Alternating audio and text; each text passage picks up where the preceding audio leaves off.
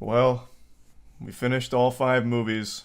There's no Twilight left to be watched, and being honest, I am actually pretty upset about it because I know this series was so special. We will never again get to experience a franchise that ran this long and continuously got worse. Unapologetic filth, trash, garbage that at no point ever found its footing into something even mediocre. It was more than happy to exist as a truly awful stain on cinema. Everything humans have learned over the course of 100 years of filmmaking was completely thrown out the window, and they wiped their ass with anything even remotely good about movies in order to create the Twilight series. And for that, I have nothing but the utmost respect for the team. It is incredible what they were able to accomplish here. An actual achievement of shit. Like a genuine magnum opus for the worst reasons. The Twilight series is extremely entertainingly bad. It's never boring bad, which I can't stress enough. I can't believe that for 5 movies they never got boring bad. They just kept getting worse and worse in the most entertaining ways. So, I finished Breaking Dawn Part 1 and 2, and my mind was somehow blown yet again by just how fucking terrible they are. So I'll go ahead and give you my debriefing on all of them as we say goodbye to a beloved franchise that I now consider to be a very special series of movies in my life, because holy shit, they were so much fucking fun to watch and laugh at. Yeah, we finished Twilight today. I feel like the second the credits rolled on Breaking Dawn Part 2, I lost a piece of myself that I'll never get back. Like, there's a little hole in my soul now. Because there will never be a franchise as unapologetically awful as this. 5 movies that never stopped getting worse. All the way up until the end. I thought people were exaggerating. It actually just continues to get worse and worse. Not only in terms of like writing, plot, characters, and pretty much everything you'd expect in a film, but even visually.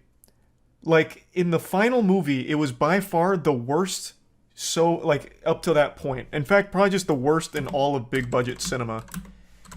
So, apparently the baby's a big deal. Most of you have probably seen this CGI baby. That's I'm getting ahead of myself. You know, how about we'll start with Breaking Dawn Part 1. Actually, that might just be more intuitive. Breaking Dawn Part 1 picks up where Eclipse left off, kind of, I guess. So they're going to their wedding. Bella and Edward's wedding. And they're like building up some kind of tension with it. Jake's like, man, this is so fucking cringe. I'm gonna take my shirt off and run in the rain for the 50th fucking time. And then it comes to the wedding. I thought something was gonna go wrong, like some kind of attack or something, but nothing ever did. They just get married while Bella looks like she's going to puke the entire time and looks genuinely repulsed to be around Edward. And it's not until after they're married where Edward's like, I've got a wedding gift for you. So he takes her out back. And I thought he was about to like put her down like a rabid animal or something. Like, it was really ominous. He's like, I got a fucking wedding gift for you, but it needs to be in a secluded area. So he takes her out behind the wedding venue and brings her Jacob, the guy that she has cheated on him with 3 times. And he's like, I'm going to leave you guys alone now. So she runs up crying and hugging Jake. And for the first time in this movie, she starts to smile. Like, she looked nothing but uncomfortable and miserable around Edward. He brings out Jake, and she's like fucking giddy and excited. And then and then she says something about how she's not going to turn into a vampire yet because they wanted to wait till after the honeymoon so that way they could enjoy sex. And Jake fucking flips. He takes her by the shoulders and starts shaking her like Homer Simpson strangling Bart. And he's like, are you fucking stupid? Are you stupid? He's going to kill you. Because one of the things is he's a virgin and they haven't had sex because he's afraid that he'd literally break her. Like, blow her up from being too strong to fuck her. So when he hears that, he's like, oh my god, she's going to get dead. Fucking pussy overload. So he calls her stupid and starts like spitting and shouting. And Edward's like, calm down, man, calm down. He's like, no, you're gonna kill her, and I'm gonna kill you. So then he storms off again. So then, fast forward, they're on their honeymoon after the wedding. They're on a secluded island, and she doesn't want to be a vampire yet. She wants to have sex as a human so she could feel it without, losing her soul. Because when she turns into a vampire, she loses her soul in the process, whatever. So it begins like this cat and mouse game of her trying to seduce Edward in the worst ways imaginable. Like, it's all like robotic. It's almost animatronic to a certain extent. And then eventually she just pulls the old Reddit naked man, where she just literally gets naked and then just walks up to Edward. And then it's in the ocean. So there's like moonlight going on there, and then they start kissing and fiddling around a bit. Then they go to the bed, and Edward immediately breaks the whole bed. So he I guess the second he felt her touched, orgasmed, and like fucking blasted the entire bed to pieces. And then they finish. She's got like bruises, and Edward feels bad. He's like, oh my god, I fucking hurt you. I've ruined everything. And then Bella's just like, no, it was like the best night of my life. And he's like, no, it's not. I fucking killed you. You're like super dead. I hurt you. Look at all these bruises. And it goes on for such a painfully long amount of time. And then, I shit you not, the next fucking scene, like the next morning after this, she pukes into a toilet and it's revealed she's instantly pregnant. They had sex one time and played chess the other 90% of the time they were on vacation, literally just playing chess. And she gets pregnant instantly. So that's the major plot point of Breaking Dawn. So all of the drama is completely materialized in this movie. At no point did anything build up to it. It just happens all over the place, which convinces me even further that the writer had no clue what the fuck to do with this story at all, and nothing was actually thought out. It's just all ass pulls constantly, which makes it so beautiful. So she's now pregnant, and Edward's freaking out. He's now having PTSD. So they're trying to figure out what to do. Do they abort the baby? Does she have the baby? And the big problem is, since it's a vampire baby, it's super strong, so it's killing her from the inside out, which is what this is. Bella, the baby is crushing you. So as the baby is growing, it's breaking all of her bones in her body. So they eventually go back to the Carlisle's place, the Cullens mansion, and they get there. Jacob eventually finds out, and he's fucking pissed. He's so mad. He's like, you broke the treaty. She's gonna die from this baby now. And then all of the other werewolves, for some reason, care so badly about this. Like, they get so bent out of shape, and there's so much to digest. So initially, it was only Jacob who cared, because obviously he loved Bella, and now he's getting, fucking cucked here or whatever. So the girl he loves is now pregnant with another man's baby, and she's back, and she's still sending him confusing signals about being in love with him, and he's still in love with her. So he's mad about it, and he's like, gonna kill that baby. We gotta do something about this, to the pack leader. And the pack leader's like, nah, it's not that big of a deal. Doesn't matter. And Jake's like, no, we have to do something about it. But then 20 minutes later, Jake is like, all right, we have to protect the Bella and the baby. And the pack leader, who minutes ago was like, hey, it's not a big deal, it's fine, this isn't our fight, all of a sudden decides that he needs to hunt down and kill the Cullens. Like, I don't know if I missed something, but like, he knew all of this information prior, and he was okay with it. But the second, like, it starts happening, he's like, okay, now we have to kill all the Cullens. Even though only minutes ago he was like totally fine with it.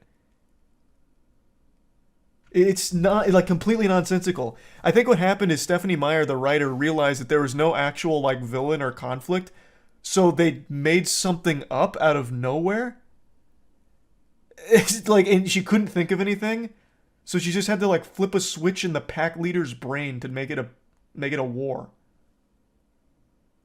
So he was like, well, technically, he hurt her, which is against our treaty and our truce. So now we're going to kill her, which is exactly what Jake had said that he argued against, like, moments before. It was so all over the place. So anyway, she's pregnant. Now the werewolves that have been their friends for a while are no longer their friends and are actively trying to kill them. And Jake is still mad, but still cares about Bella very much. and he's convinced she's going to die from this pregnancy, giving birth to this vampire baby that's going to kill her. Edward feels the same way. All the other vampires are like, look, if you go through with this baby, it's going to kill you. And she's like, that's fine. That's okay. No, it's all good. So that's kind of like most of the movie. And eventually it culminates with her being super pregnant, and they realize that she's starving because the baby's feeding off her like a parasite. So she has to start drinking blood to feed the baby, which makes the baby even stronger, breaking more of her bones. And then I have to pull up the scene because you have to see this. The shock and awe on my face when this scene happened will never be replicated in cinema history. So what happened? Actually, I don't even want to tell you. You need to experience this raw.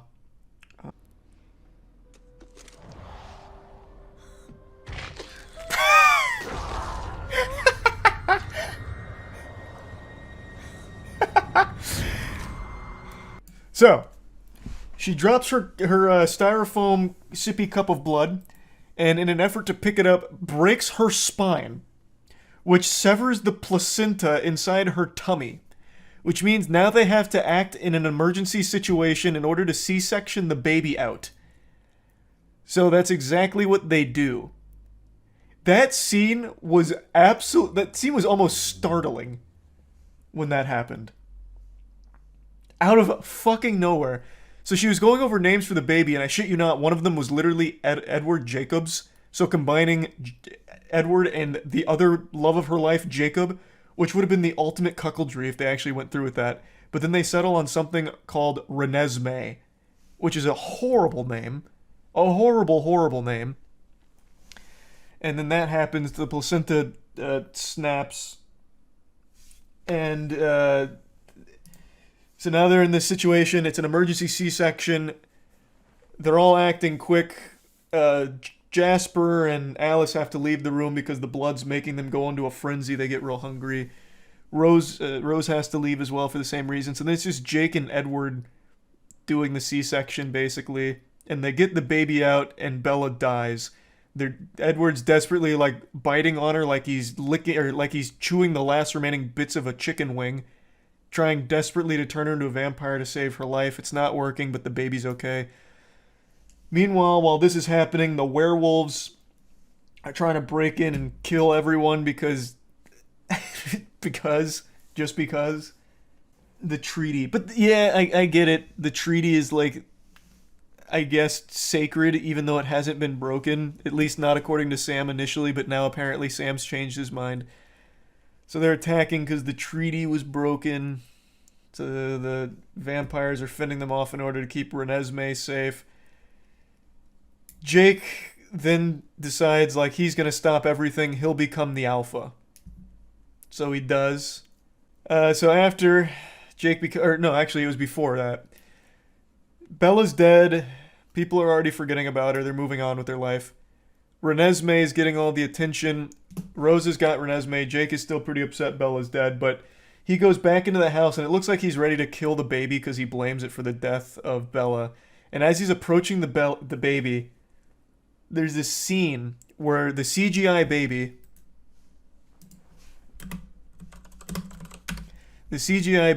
this fucking abominable creature... looks at him while he's like lurking in the background about to murder her, and they lock eyes, and then immediately like the whole future is laid out in front of them, and Jake is going on about how this baby needs a protector, a hero, a savior. So he drops to his knees, and it turns out he imprinted on the baby that thing that I was criticizing from the previous films because it was so meaningless. The whole thing about how when you imprint on someone, it's like a love for life kind of deal. So he literally imprints on an infant, a newborn, which is so fucking weird. I couldn't believe they had the chutzpah to say that with a straight face. So they turn Jake into like a pedophile guardian, basically, where it's like he's waiting for her to grow up so they can be together, and until then he protects her. And that is the conclusion, by the way. Apparently, the two of them do ride off in the sunset together, Renesmee and Jacob. So it's really fucking creepy. So yeah, he imprints on this baby.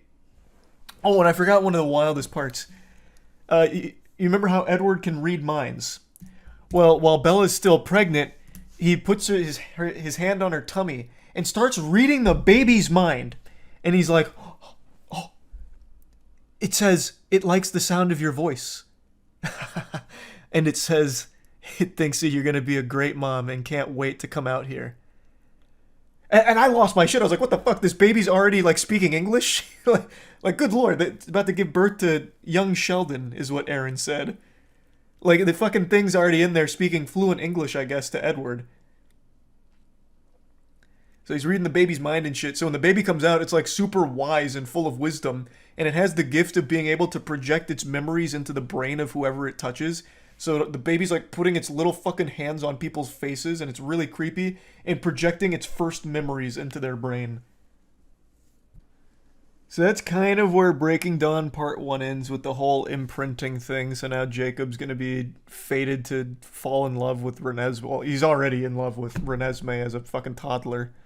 So now it's just waiting until she turns 18, or resembles that of an 18-year-old, I guess. So that was super weird. That was super, super weird. And then in Breaking Dawn Part 2, I think Stephanie Myers realized that they still don't have, like, a villain. They can't just keep using the werewolves on this very loose treaty loophole thing. So then she brings back in the Volturi, or whatever the fuck they're called, that cult of vampires, like the High Council. She finally remembers that they existed and brings them in as the main bad guys. So what ends up happening is Bella awakens. She's been turned, surprise, she's a vampire, she survives. And now she's learning to be a vampire, and she immediately masters it, in under an hour. She speedruns it.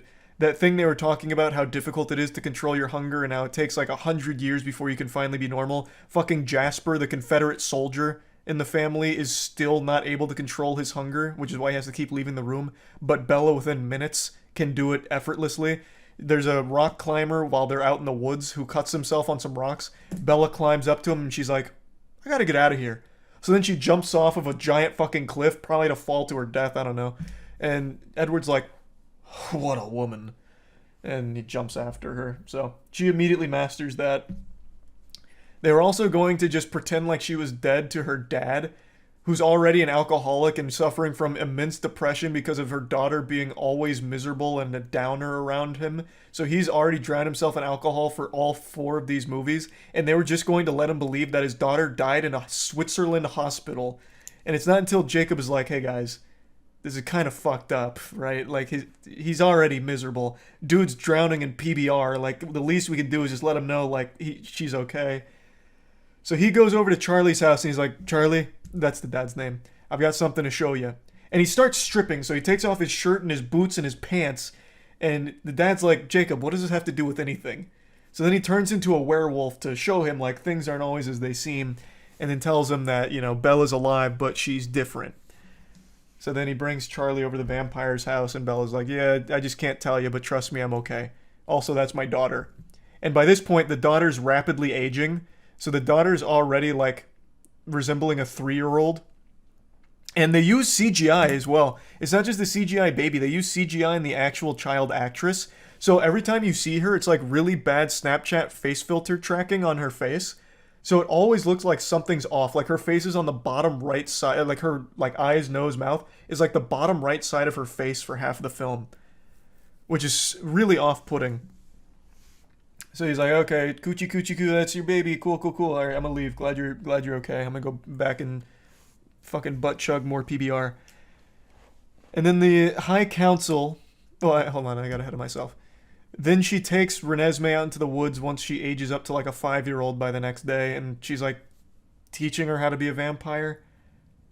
And she jumps up to grab a snowflake, and then another vampire, part of the Cullen family who lives in Alaska, just happened to be nearby and saw this and panicked, thinking that it was an immortal child, which is a forbidden thing in the Twilight universe, I guess, where these vampire children come around once every now and then. and it's like this big affront to their society, so they instantly execute them. And I'll quickly show you a scene of what this looks like with the immortal children. So this is Dakota Fanning. She's part of the High Council. She's the one that can project pain onto people. So they have to kill these immortal children. So they kill the mom here because it's such a bad thing, and then they also have to kill the baby. And they do it in a really ceremonious way. This is how they execute the baby. So that takes care of that. Banished straight to hell. So once that lady sees Renesmee, she's like, holy fuck, another immortal child. I have to report this to the High Council. This is terrible. So she goes to the High Council. It's like, there's an immortal child. And they're like, all right, assemble the troops. We got to throw some more kids into a fire. ASAP. Fucking potato sack them. So then the Volturi or whatever, Voltorbs, fucking Voltron Force, whatever, they assemble. They move out on the Cullens, and Alice gets a vision of this war happening. And then Alice is like, I'm going to leave and I'm taking Jasper. I'm not telling anyone what I saw. So she just leaves without any explanation and leaves behind a couple of clues to Bella, even though she could have just said everything from the beginning to save everyone the trouble, but whatever. So she just dips. She just says, I'm out, ski. And then the rest of this film is assembling a ragtag crew of Avengers to fight against the Volturi Council. And it sucks ass. It is the worst part of the entire series.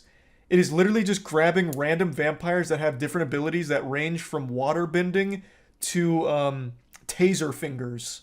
It's so stupid. Oh, and also the waterbender is Rami Malek. The Rami Malek. He can do more than waterbend. He controls elements. But it's basically like waterbending and shit.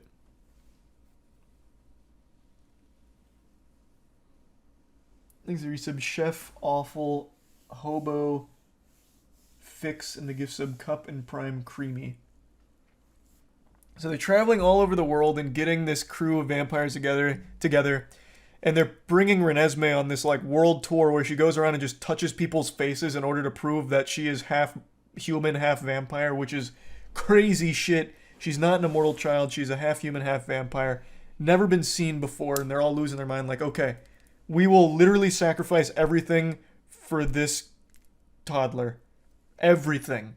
Everything we've ever known, we will literally sacrifice for them because she touched our face and showed us some goofy memories.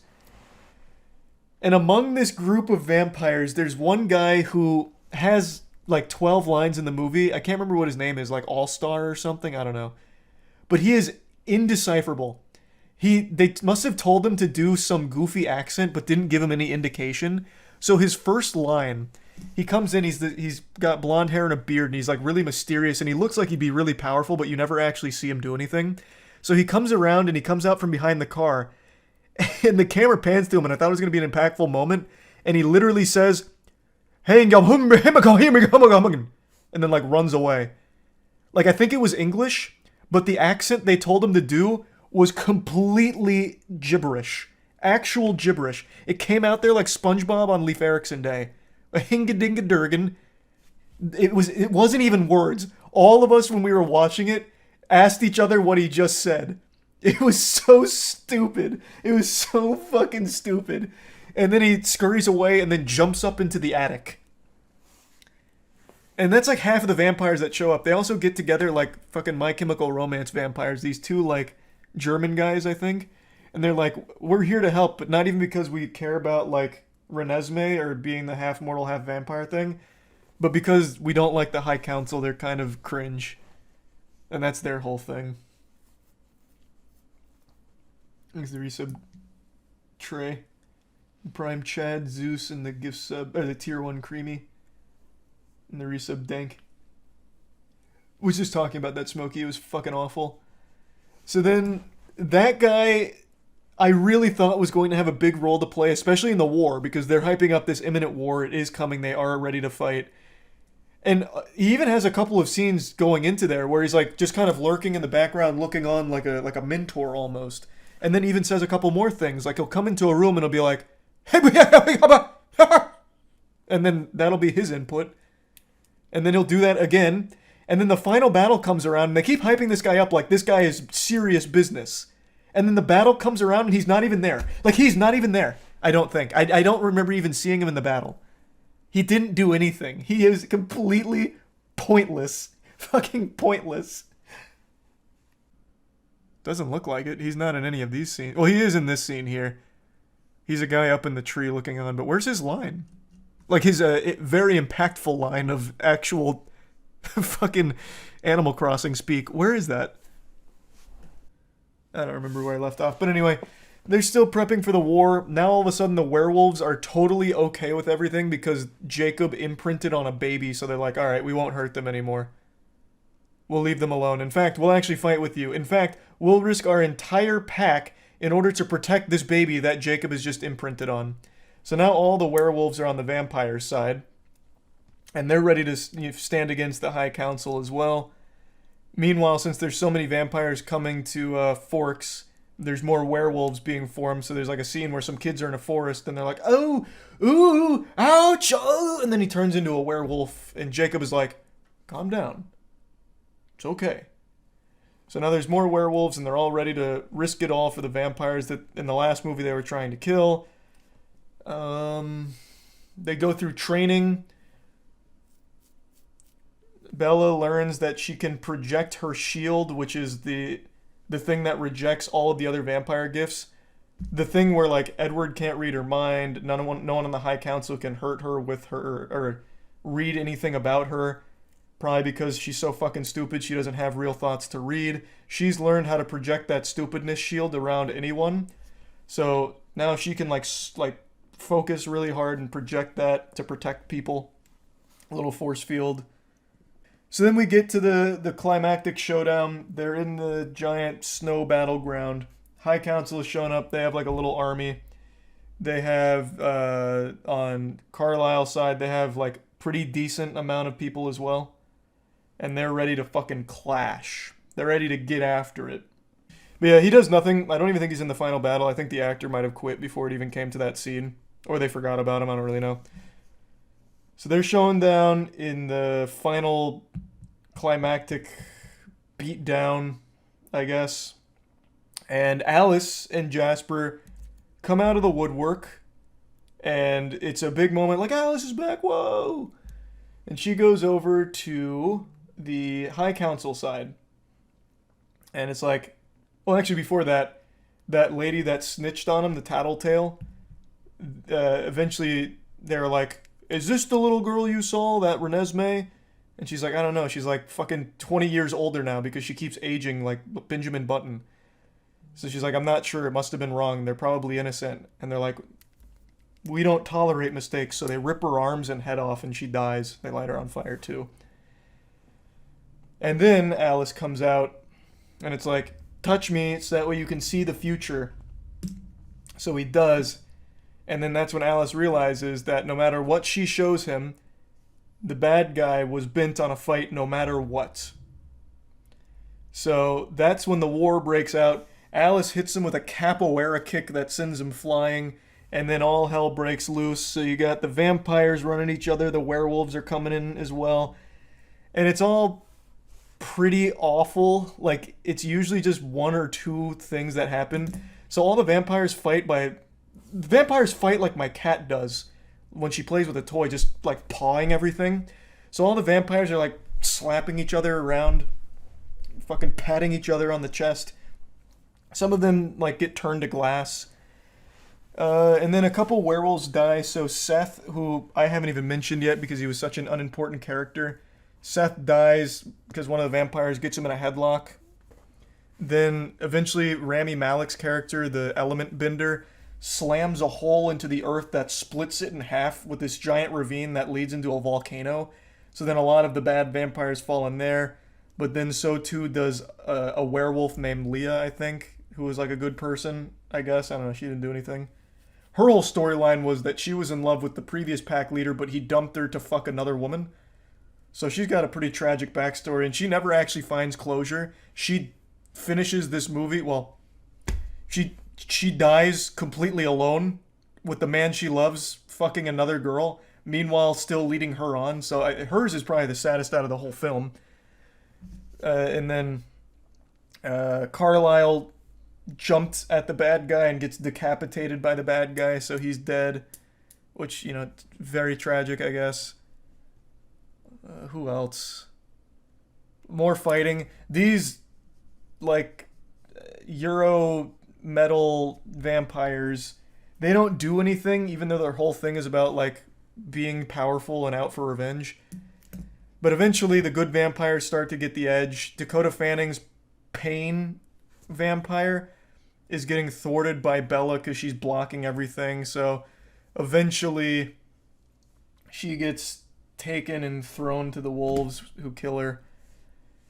And it all leads up to Edward and Bella fighting the main High Council vampire. And they rip his head off and light him on fire. He dies. And what happens next had me audibly shout, "No way." Because I didn't believe anything would ever actually do this in the modern... Well, I guess this is a 10-year-old movie now. But that's still modern enough where this trope I would have expected to be long dead. So what happens is, after the main vampire dies and gets lit on fire, it zooms in on his eyes as they're about to be lit on fire, and then it zooms out. Turns out, it was all a dream. It was all Alice's vision. So when she walked up and put her hand in his hand so he could see everything she sees, he saw the future, which was that whole fight we just watched.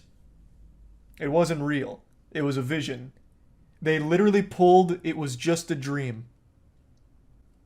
I was actually disgusted. So after he sees that if they fight, he'll lose, he's like, "This is no good. This is no good." And then out of fucking nowhere yet again, the main bad guy's brother, who's also on the High Council, is like, "Brother, but that could be a danger." And he's like, panicking. And Alice is like, "Won't be a danger. I promise." And then two random fucking people we have never seen before start walking across the snow slowly. And they're like, "Hello, I am a half human, half vampire. I'm 1,500 years old. I'm 150 years old. And I'm just fine. We're not a threat to you. She's not the only one." And that was proof enough to the High Council that this is okay and can actually be celebrated. And that's how it stops. That's pretty much where it ends. Well, that's not where it ends. Now everyone's good. Everyone's happy. It's all, nothing but great stuff all around. Wonderful conclusion. So the battle is thwarted. Everyone goes home.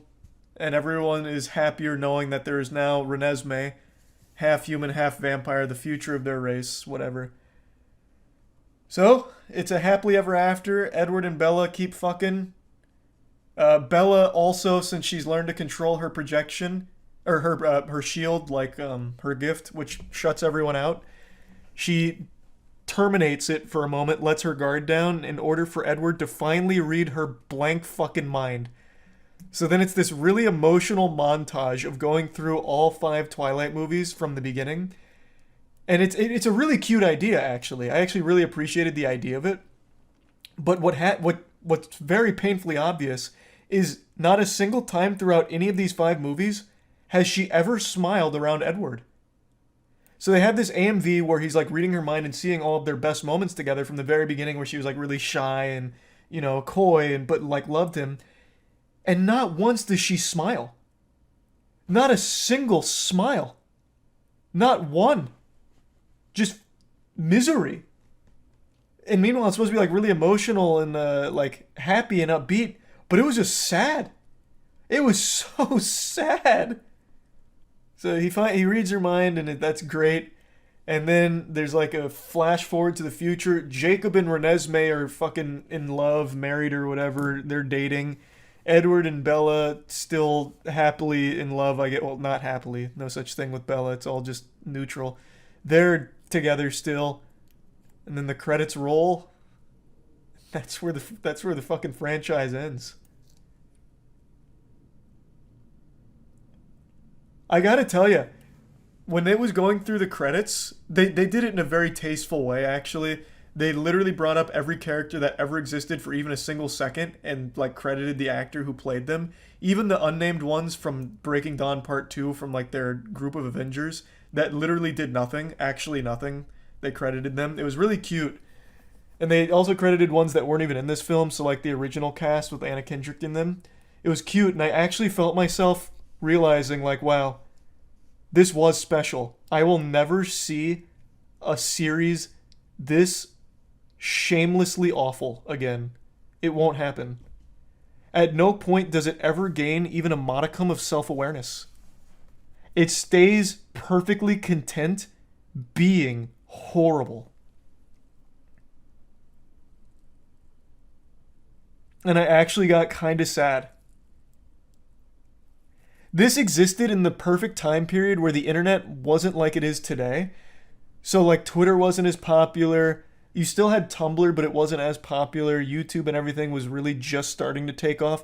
So they never got feedback from fans, from like the general populace. They only got fans. So they became deluded into thinking it was good, I think. Because they only ever saw the huge numbers, and I think it grossed like $3 billion across all 5 movies. Very financially profitable. Huge franchise. All they saw was positives. Teenage girls loved it. Team Edward and Team Jacob, cultural phenomenon. Everyone was talking about it. All they knew is that it was very popular and it was beloved by its target audience. So it just kept getting worse. Meanwhile, in today's day and age, there is no way you don't know if something's bad. It existed in the perfect time period so it could stay oblivious to how horrible it was. We will never get something like this series again. Like, I'm actually sad that there's not going to be anything we watch from now on that's going to be this long running and this shitty. This went on for 6 years. 6 years. We got these fucking stinkers. My favorite bad movie is still Moonfall. Moonfall I still think clears by far as the best shitty film ever made. But this is an entire shitty series, is what you don't understand. This is 5 movies of shit that only gets stinkier. Are you Team Edward now? Well, absolutely, I'm Team Edward now. Fucking Jacob imprints on a child, not even a child, a baby. A literal baby. Yeah, I'm Team Edward. Favorite movie from the franchise? My favorite one is still Eclipse. I think they get progressively shittier and like very fun shitty, but Eclipse is still the best because like there's like 3 times in that film where Bella blatantly cheats on Edward in front of him, and he's like okay with it, which just had me giggling. There's an expression I'm sure you've all heard before. It's about the journey, not the destination. And that couldn't be more true. In fact, the destination is the saddest part of the whole adventure when it comes to watching all of the Twilight movies. Finishing them isn't something I'm looking forward to because I know it's going to be bittersweet. I posted a video a few days ago where I kind of debriefed after watching the first and half of the second movie. I embarked on this quest with Aaron, Meadow, and Tiana to watch all of the Twilight films together because I was told that they were fun bad, like super shitty but in a really entertaining way. So I'd never seen them prior to this and decided to get the gang together to indulge. And it has been an incredible journey. We recently finished New Moon and Eclipse, the 3rd movie, which means there's only 2 films remaining, which we plan on watching this weekend. And I just wanted to do kind of what I did already and debrief on what we've watched so far. So this will be me going over Twilight New Moon and Twilight Eclipse. This series is only improving. And by improving, I mean like getting worse, but in a really enjoyable way. Yeah, we can talk about Twilight now. We finished New Moon and Eclipse today. So there's a lot to unpack here with these next 2. It seems they learned a lot from the first movie on how to make it even worse. So they took everything that didn't work in the first film and amplified all of those scenes. Edward's taking Bella to this birthday party with the vampires. She gets a paper cut and bleeds a little bit. So Jasper, he has PTSD, fucking flips a switch and tries to murder her. Edward throws her back. She cuts herself again, and this makes Edward leave her because she bled. So he's like, in order to protect you, I've got to leave, so I'm leaving. And he does. So he's away for like 6 months, and during that 6 months, Bella gets closer to Jacob. And those two hit it off. She keeps talking about how warm Jacob is, and he's a werewolf. You know, it's this big, awful romance thing. And what's crazy is, much like Edward, Jacob also has like uncontrollable fucking awful anger out of nowhere from time to time. And there is still, once again, nothing but pure disdain and revulsion from Bella, like half the time. So this one's all about her getting close to Jacob. They're about to kiss. Edward's in like Rio de Janeiro or something. And he tries to call Bella. Jacob answers and says that her dad's at a funeral. So Edward thinks she killed herself, so then Edward decides he's going to kill himself. So then he goes up to like the vampire high council for suicide. You team Edward or team Jacob? I was team Jacob, probably still am, because at the very least, he's not perpetually gaslighting and manipulating Bella. But he is also completely fucking unhinged. In the third movie, I think it was the third movie, he's just having a conversation with her about Edward and how she loves Edward. And during the conversation, he just like kisses her. And then she punches him in the face and breaks her hand on his face. And he also has these absolutely violent mood swings as well. So he's fixing a bike one time, and Edward came up as a conversational topic. And he says, I'm tired of it! So he takes a fucking wrench and throws it right by her head against a wall and blasts like the fucking back out. Does Bella seem interested in any of them? No. So Aaron made a great point. One of the core things that Edward likes about Bella is that he can't read her mind. And after watching 3 of these movies now, I think Aaron's right when he said the reason that he can't read her mind is because she's so fucking stupid she doesn't have thoughts, so there's nothing to read. That became a core plot point in New Moon as well, because when they go to the Vampire High Council, one of their gifts, like the leader's gift, is he can touch someone and see everything they've ever experienced or whatever. And he goes up to her and can't see anything. So once again, I think Aaron's right that she literally has just a sub-zero IQ and actually experiences nothing. She's like a fucking plant with photosynthesis. So there's nothing to see. She's not special. She does nothing helpful. All she does is cause problems for everyone around her. At no point in even a single scene in these 3 movies has she done something helpful or useful. All she is a perpetual damsel in distress that for some reason everyone fights to the death for. Even people that have no reason to. Like, Jacob's entire clan of wolves protects her. For absolutely no reason. But in Eclipse, she cut her arm to save Edward. That's something. That's true, she did cut her arm to distract one of the vampires for a second. Like, literally a split second. But you know what she also could have done in order to distract that vampire? Literally just yell at her. Like, the blood itself wasn't the distraction. It was literally just her getting the attention. So she smelt the blood, and it got her attention. She could have thrown a rock at her, and it would have accomplished the same goal. It wasn't exactly some kind of crazy, smart, like, crafty play. But what's even more baffling is, like, I feel like there's actual cuckoldry undertones to this film. So, like I mentioned in the first movie, the extended cut, there's a scene where James and Victoria are making out, and then the leader vampire of that small team just watches and smiles. And that scene goes on for like 15 seconds. And then coming into New Moon and Eclipse, at the end of New Moon, Edward is back. He's with Bella. They go to meet Jacob in the woods. And she goes up to Jacob and right in front of Edward says, I love you, to Jacob. And then says, but we can't be together. And then walks back to Edward. And he's like totally fine with that. And then in Eclipse, there's a scene where they're trying to hide Bella. So they're in a tent. And she's getting cold because it's cold by the tent. And Edward's concerned she's going to die of like hypothermia. Jacob gets concerned about it too.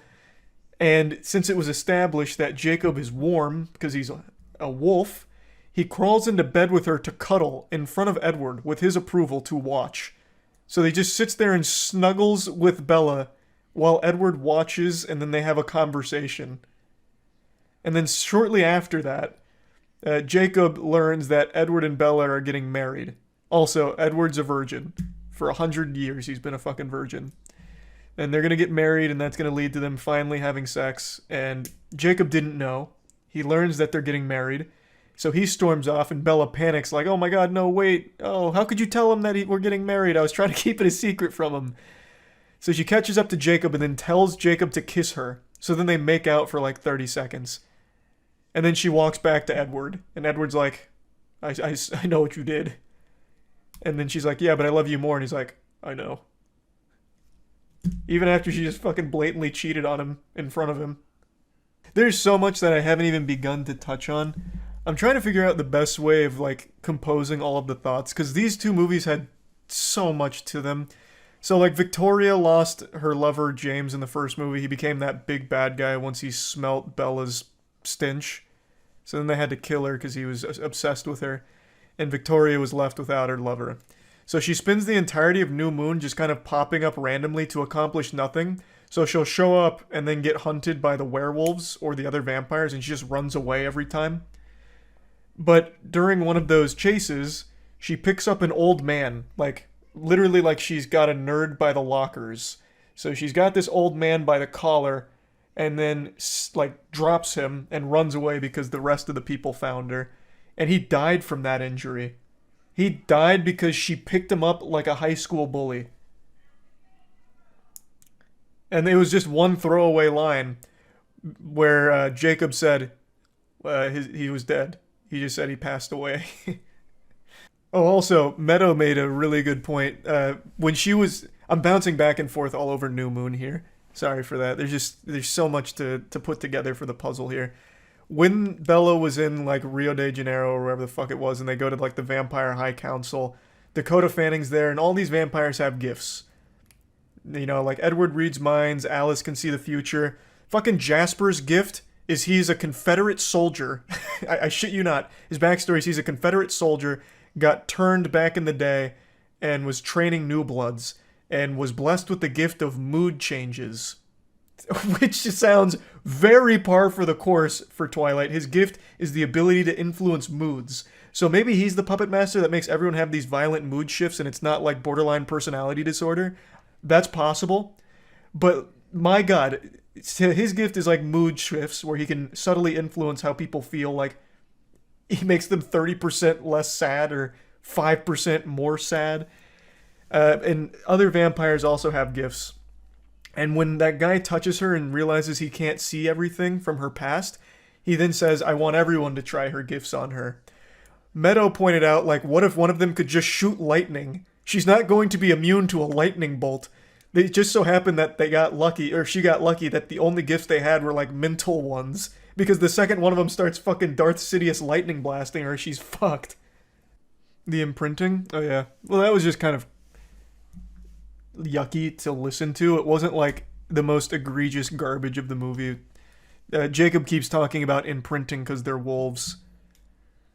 So, like, some dude has, like, 2 lovers because they've imprinted or something.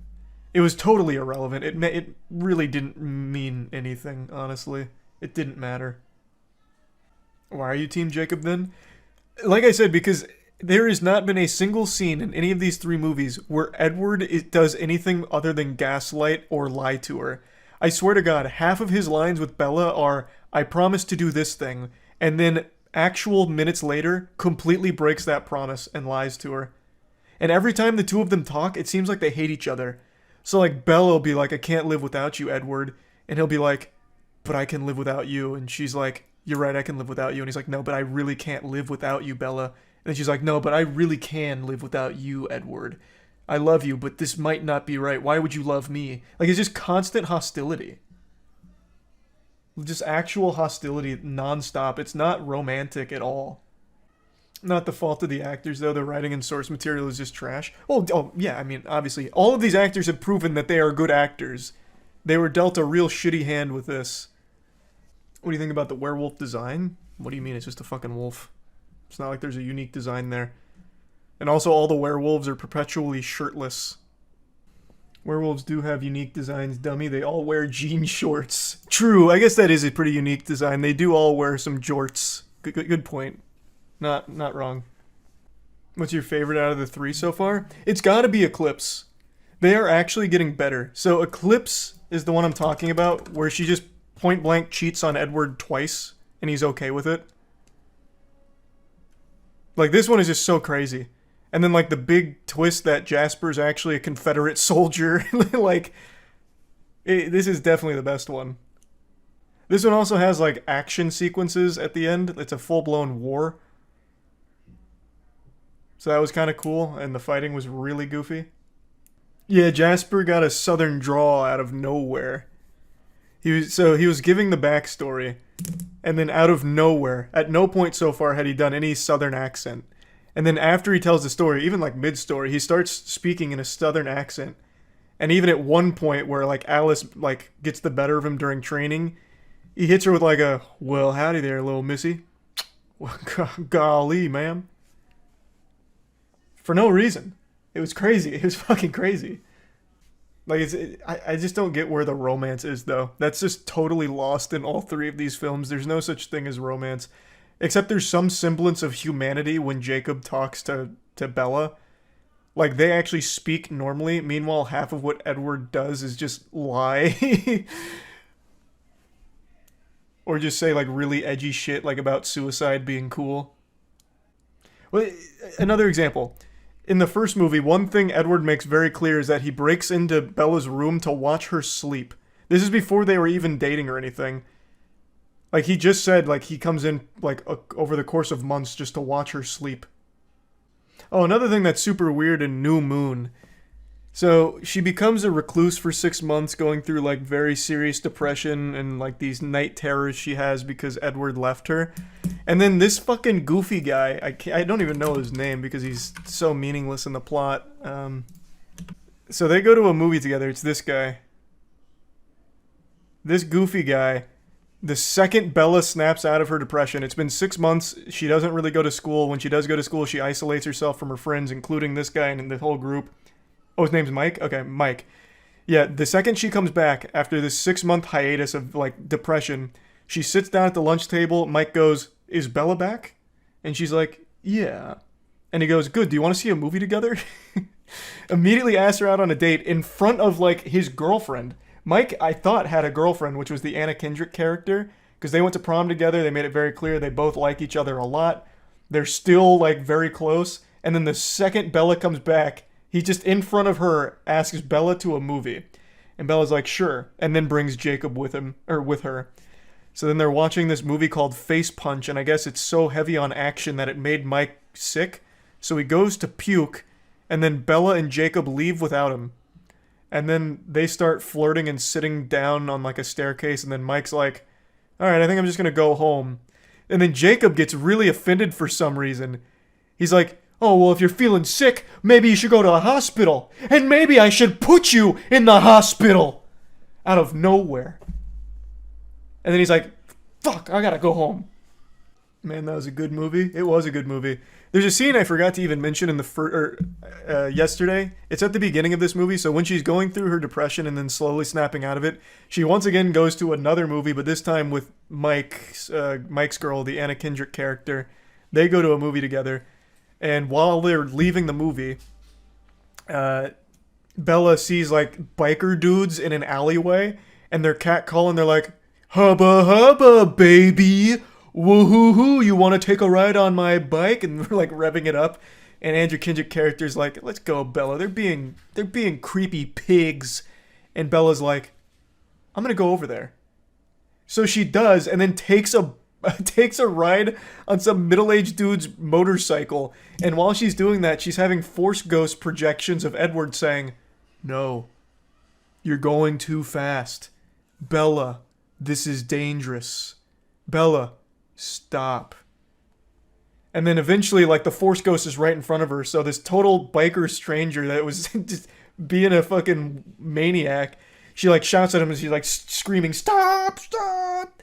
So then he, like, hits the brakes and he's like, "Whoa, what a weirdo, get off my bike." So he takes her back to the movie theater, and then Bella and the other girl walk away. It was such a wild scene. Who's your favorite character? It's gotta be Bella. I think Bella's probably my favorite character because she's actually just a lobotomite. She doesn't make any decisions that make any level of sense and can't reciprocate real human emotion. Not that any like positive emotions are ever tossed her way from any of the characters in these movies, but even still, she's just hollow. It's like fascinating. Her dad is the only non-toxic one. Yeah, her dad's like the only character in any of these movies that like makes sense.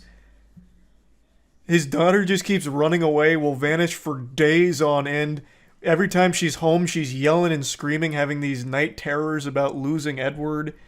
If she's not screaming in the middle of the night, she's pouting around, moping and being sad all the time. And he's just like, what the fuck do I do? So he's literally drowning himself in fucking Pat's Blue Ribbon at all hours of the day. And it's like, yeah, that sounds about par for the course. Another thing that I absolutely could have seen happening during these movies' heyday, so in that scene where Jacob snuggles Bella in front of Edward in order to keep her warm, there's the line he says right before that where she's like shaking and her teeth are chattering and they're like, she needs my warmth. One thing that he says, and I already know what the reaction to the theater was, is he says, I'm hotter than you, to Edward as he crawls into the bed to warm her up. And I know the second Jacob said that, the theater erupted into applause. I guarantee there was audible gasps and fainting from the women in the audience. Team Jacob and Team Edward would unironically fight during the movie. Shit was hilarious. Yeah, I guarantee there was like actual fist fights over Team Edward or Team Jacob.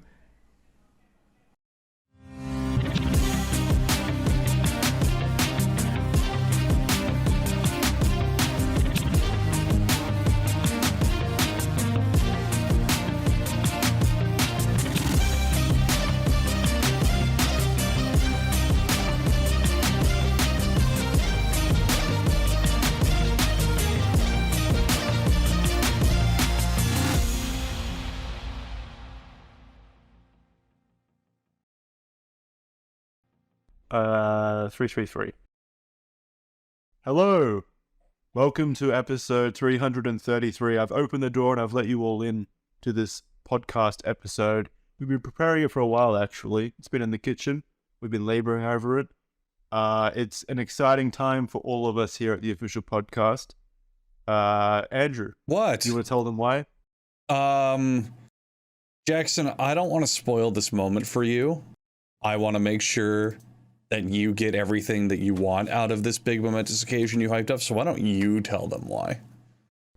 I fucking hate reverse cards, man. Come on, work with me. We're halfway to the satanic number. That's kind of true. True. Yeah. Jesus Christ. It's going to take another 8 years to get to that. Well, I don't know. We'll be like pop star desperate at that point, and for the 666th episode we can dress up as like Satan, whatever they dress up as, in red leather, flash our dicks around. Arseless chaps. That would be pretty hype. Mm-hmm. Do you think people would notice if we just like the next episode we just moved up like to episode 541 or something and just slowly creeping up like that? So yes, I actually think I would get DMs asking me, hey Kaya, where's all the episodes? Someone removed them from Charlie's YouTube. Yeah, it's pretty incredible the things people notice. I've noticed that as well. Well, it's also like a very obvious one to go from like 300 to 500 overnight. Yeah.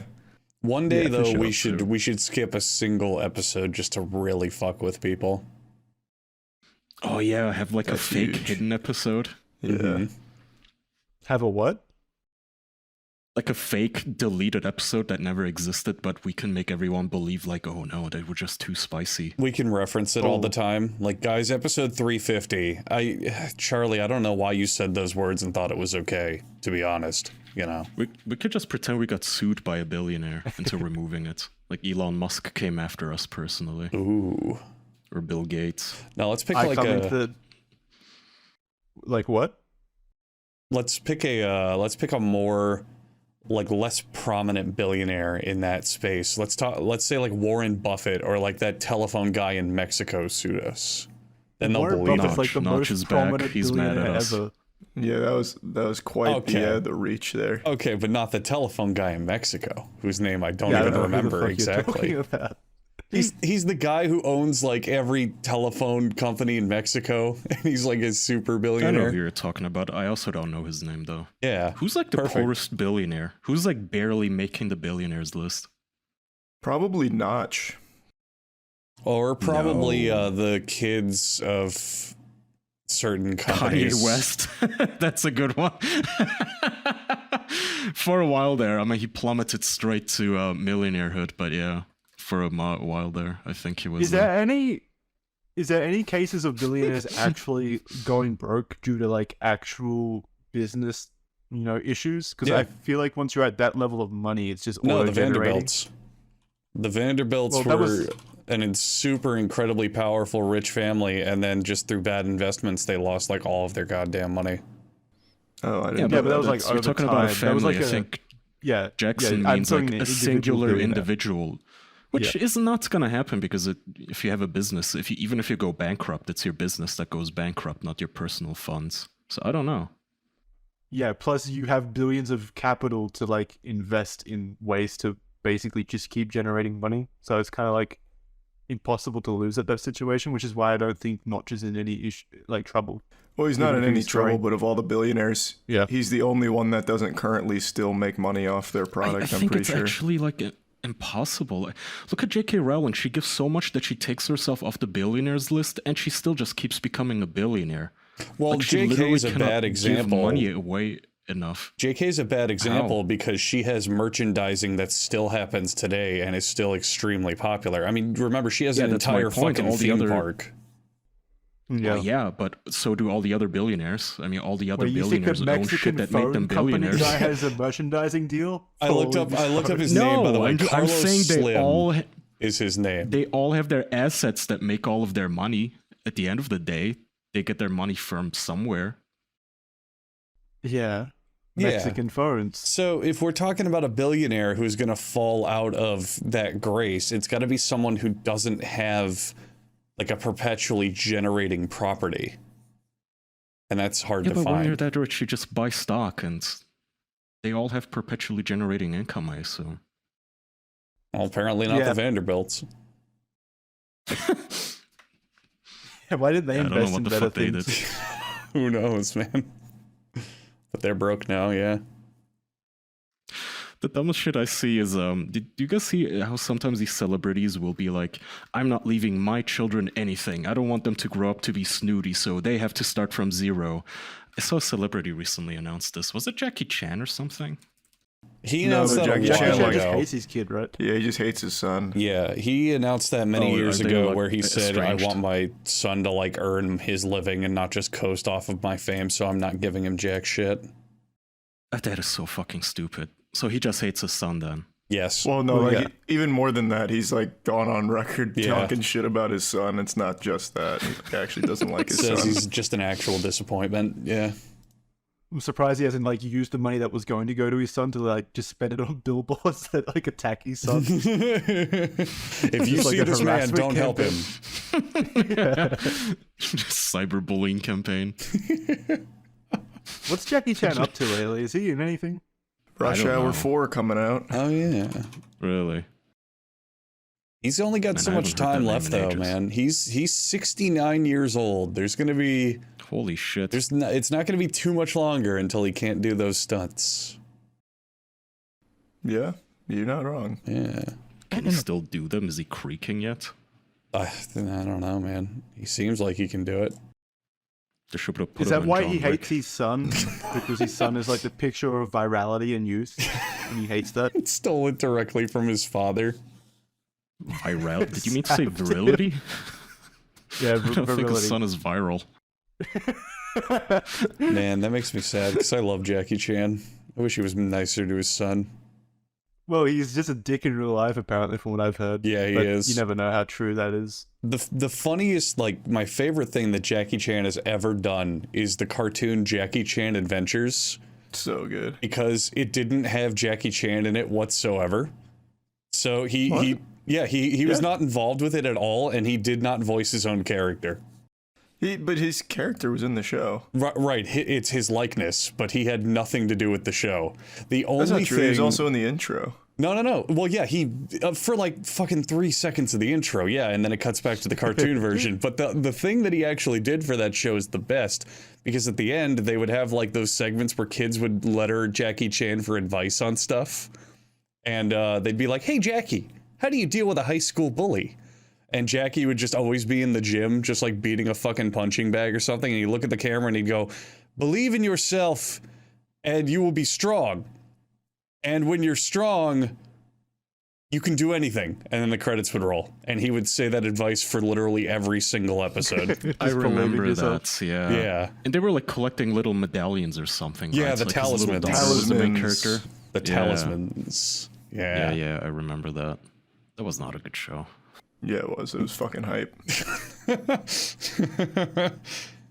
It was a fun show. It just wasn't a good, actually, Jackie Chan product, because he just wasn't part of it at all. You know what's a fun show I recently watched? So my wife actually sat me down and made me watch Twilight, the first one. Let's go. And it's actually very You're on the funny. Yeah, Yeah. that's what I was talking about. I just watched all 5 movies. They are beautifully fun bad. They are so fun bad. The second one isn't. So I've only seen the first 2 so far. The first one is fun because it's just so corny, and it just almost every scene is laughable, especially the first when Bella walks into the classroom and for some reason Edward starts retching, like he's about to throw up just because he's smelling her.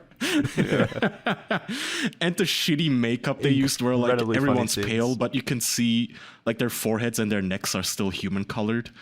It's a lot of fun. But the second one, I felt like they were taking themselves too seriously. It was the Life is Strange problem where they figured, I guess, well, everyone's making fun of us. Let's stop doing the things that they make fun of us for.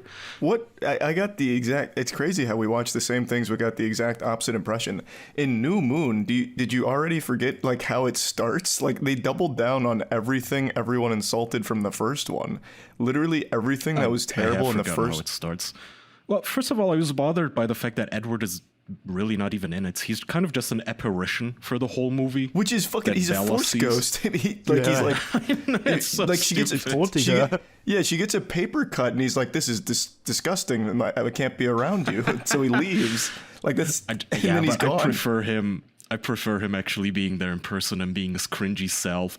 I don't know why the whole vampire thing is put as a curse in this movie franchise, where they're like, "Oh, it's such a horrible choice, Bella.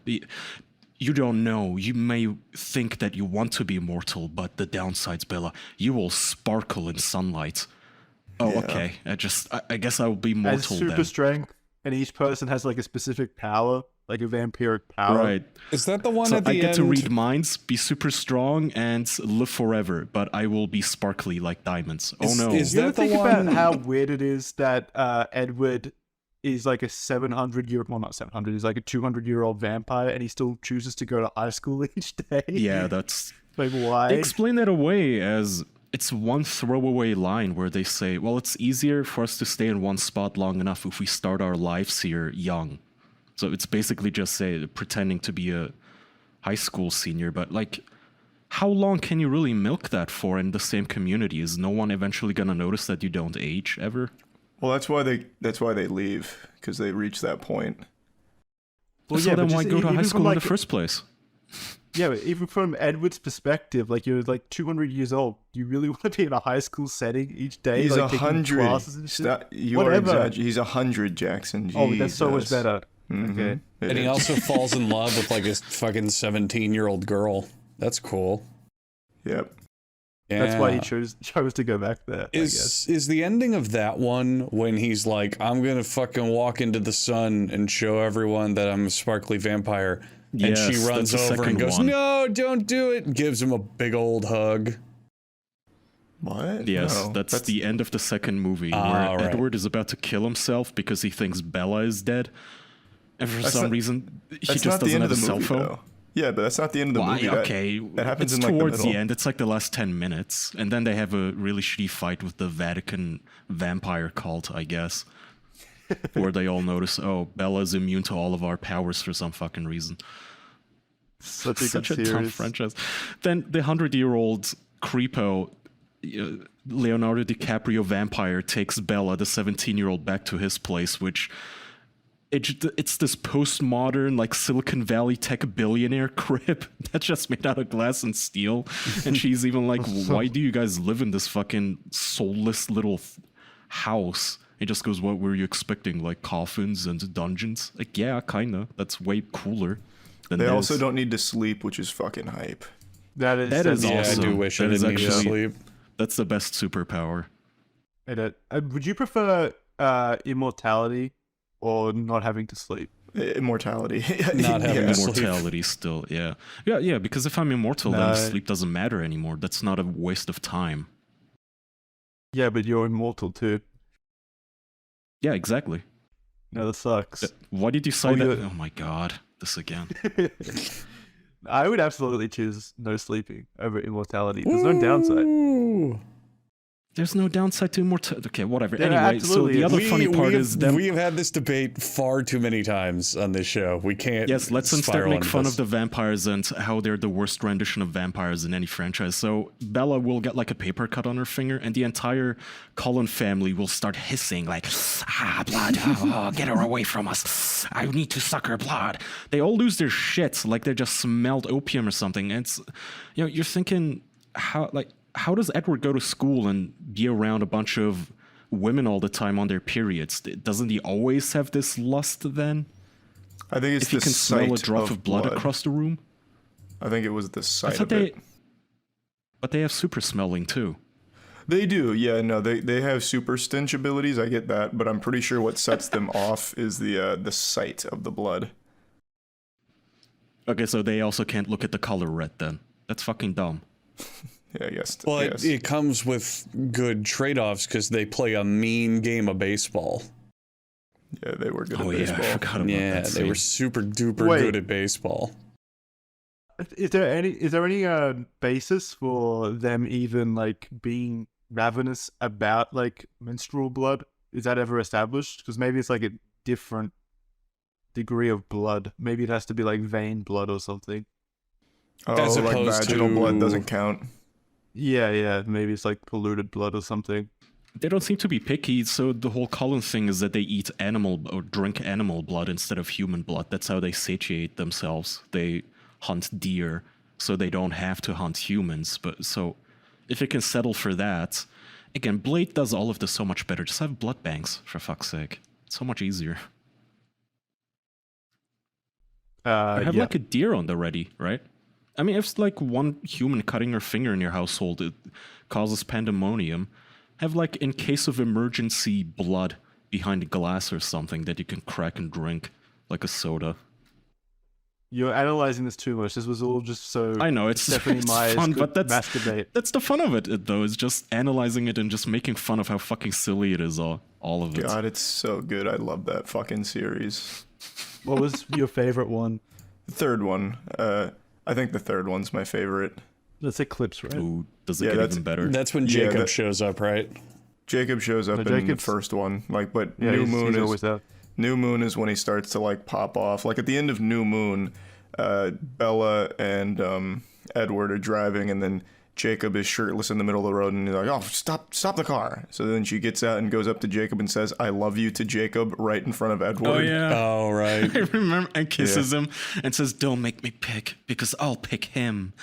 Like, okay, I mean, you already picked, you asshole. You didn't have to say that out loud. And the Wait, third who'd one. she say that to? She said it to Jacob? To Jacob, the wolf guy. The third one is where it like goes really hard into cuckoldry, and it's so fucking good. So Jacob is not, the wolves aren't immortal, right? No, they're not.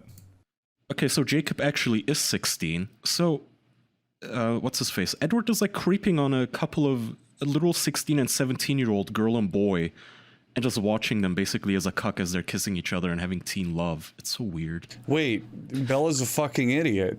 If she's an immortal vampire and turned into an immortal, just date Jacob for 100 years and then go to Edward. You can have both.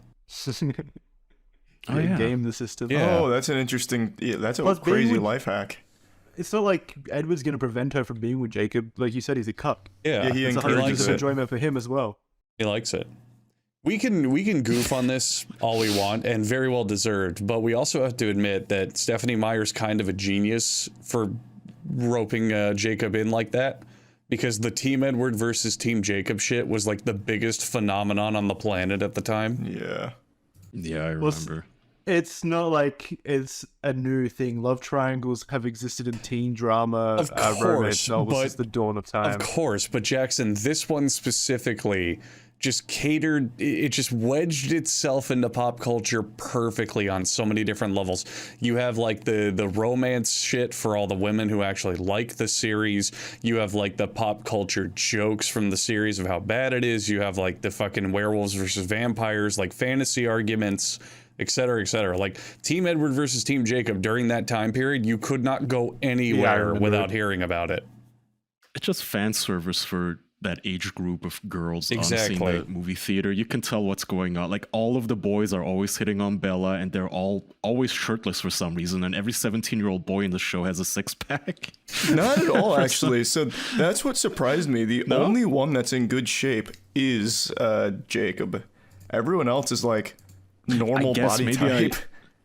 I just funny to me when like Bella tries to drive a motorcycle or something and she crashes and Jacob runs up to her and immediately takes his shirt off to Yep. like dab the blood on her forehead. But that was what was Jacob- surprising. That's what was surprising to me, because I thought like everyone was going to be in great shape or something, because I remembered hearing about that back in high school.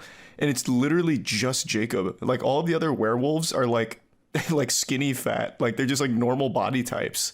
And Jacob's just They fucking still have shredded. abs, I think. No, they don't. Rewatch the scenes. They're just like actual normal body types, like 100% normal average Yeah, body maybe I'm types. misremembering. The werewolves I definitely or remember Edward them all included? being shirtless though. The werewolves. Edward is also not in amazing shape. He's just skinny. So he's just like really skinny. He's It was also actually- But sparkly. they were Yeah, full it's well actually aware of just that Jacob. too, because Jacob does take every opportunity to take his Yeah. shirt off, no matter what. No, they do go hard on that. Yeah. Well, that was improv.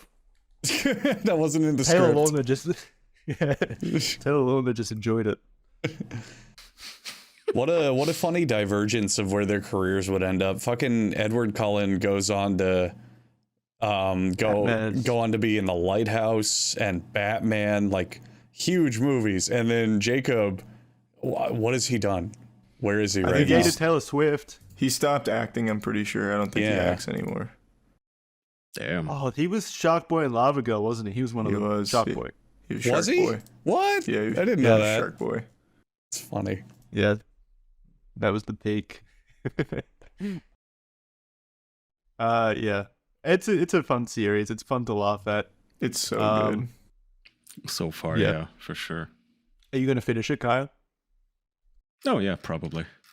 I mean, it's fun. Like I said, some of the scenes are a little drawn out because it just all of the men want to talk about their feelings and how much they love Bella. Again, just female fan service, but whatever. Yeah, Those are the scenes where you can let them have zone it. out and look at your phone. Yeah, let the girls have it. It's fine. You got like Mad Max and shit like that. It's like male fan service. It is true. unequivocally a series for girls and women. It's not shy about that fact. It doesn't try to appeal to men. It really just tries to hit that demographic. Oh yeah, Yeah. for sure. What I don't understand is why everyone likes Bella. She's so fucking boring. She's like, there's nothing there. She's like brain dead. She's actually a fucking zombie. Aaron had a theory that I think is probably accurate. The reason why the vampires can't read her mind is because she's so fucking stupid she doesn't have like thoughts, so it's just actually blank. It's pretty good. Oh, That man. makes sense. Yeah, I'd believe that. Classics of film they are. What, Andrew? What are the classics of ads? Fuck you. I was going to say, speaking No. of classics. Oh, you took my thunder. I stole your thunder. Man, fine, but only for you, Jackson. Only because Jackson wants to hear our classic ad reads. And what you need I to do. know is classic is being ripped off by your big wireless provider. There's always a catch. There's always fine print in that contract. There's always just contracts. You ever read through that entire thing? Yeah, doubt it. Fucking doubt it. But Mint Mobile is going to offer you premium wireless starting at just $15 a month. And what's the catch? Nothing at all.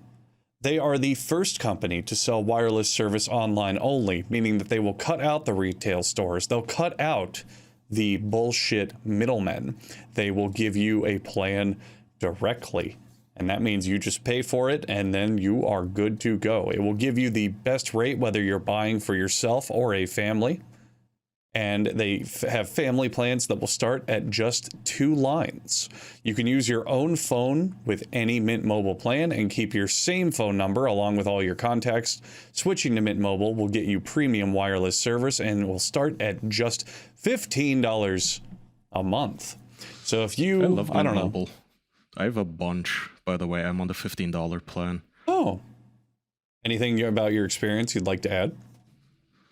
Yeah, Mint Mobile doesn't have those nonsensical know your customer laws where, you know, every other provider, you usually have to walk into a store and provide ID and then they run a soft credit check on you and everything. Mint Mobile doesn't have that. You can literally just walk into a store, grab a SIM card off the shelf and leave, paying cash or just order one online as an eSIM, $15 a month. You can enter literally any name that you want into during sign up, any address and any payment method, and you're good to go. You have a phone number now. Awesome. And data, which they recently upgraded from 4 gigabytes a month to 5 for the same price of $15 a month because they got acquired by T-Mobile, I think. So, yeah, I really, really like Mint Mobile. Wow. It sounds like the VPN of phone plans, where if you care about privacy or other circumstances, sounds like a good plan to pick up. So to get your new wireless plan for just $15 a month and get the plan shipped to your door for free, go to mintmobile.com/official. That's mintmobile.com/official to cut your wireless bill to $15 a month and to watch those really cute commercials with Ryan Reynolds. Go to mintmobile.com/official. Boy, do I hope he's still a spokesman for them, because He is, yes. Yeah, he I made a believe lot of he money is. from the acquisition, by the way. Yeah, didn't he? Doesn't he businessman own some now. of it? I think he's a co-owner. That's why. Yeah. Yeah. Thank you, Ryan Reynolds, for giving us such a wonderful ad to read. And thank you to Harry for, you know, I got to be honest, I don't know which Harry in particular they're referring to with these razors, but I do know that when they bring up Harry, they talk about a fine quality razor. Because Harry's is going to make shaving easy. It's going to make it consistent, and it's going to make it happen at the best price. Harry's are going to give you consistently great razors that are refilled once you need them and delivered straight to your door. I happen to shave sometimes. Isn't that fucking strange? Because I have this beautiful, beautiful beard, or whatever you would call it. But yeah, I got a neck.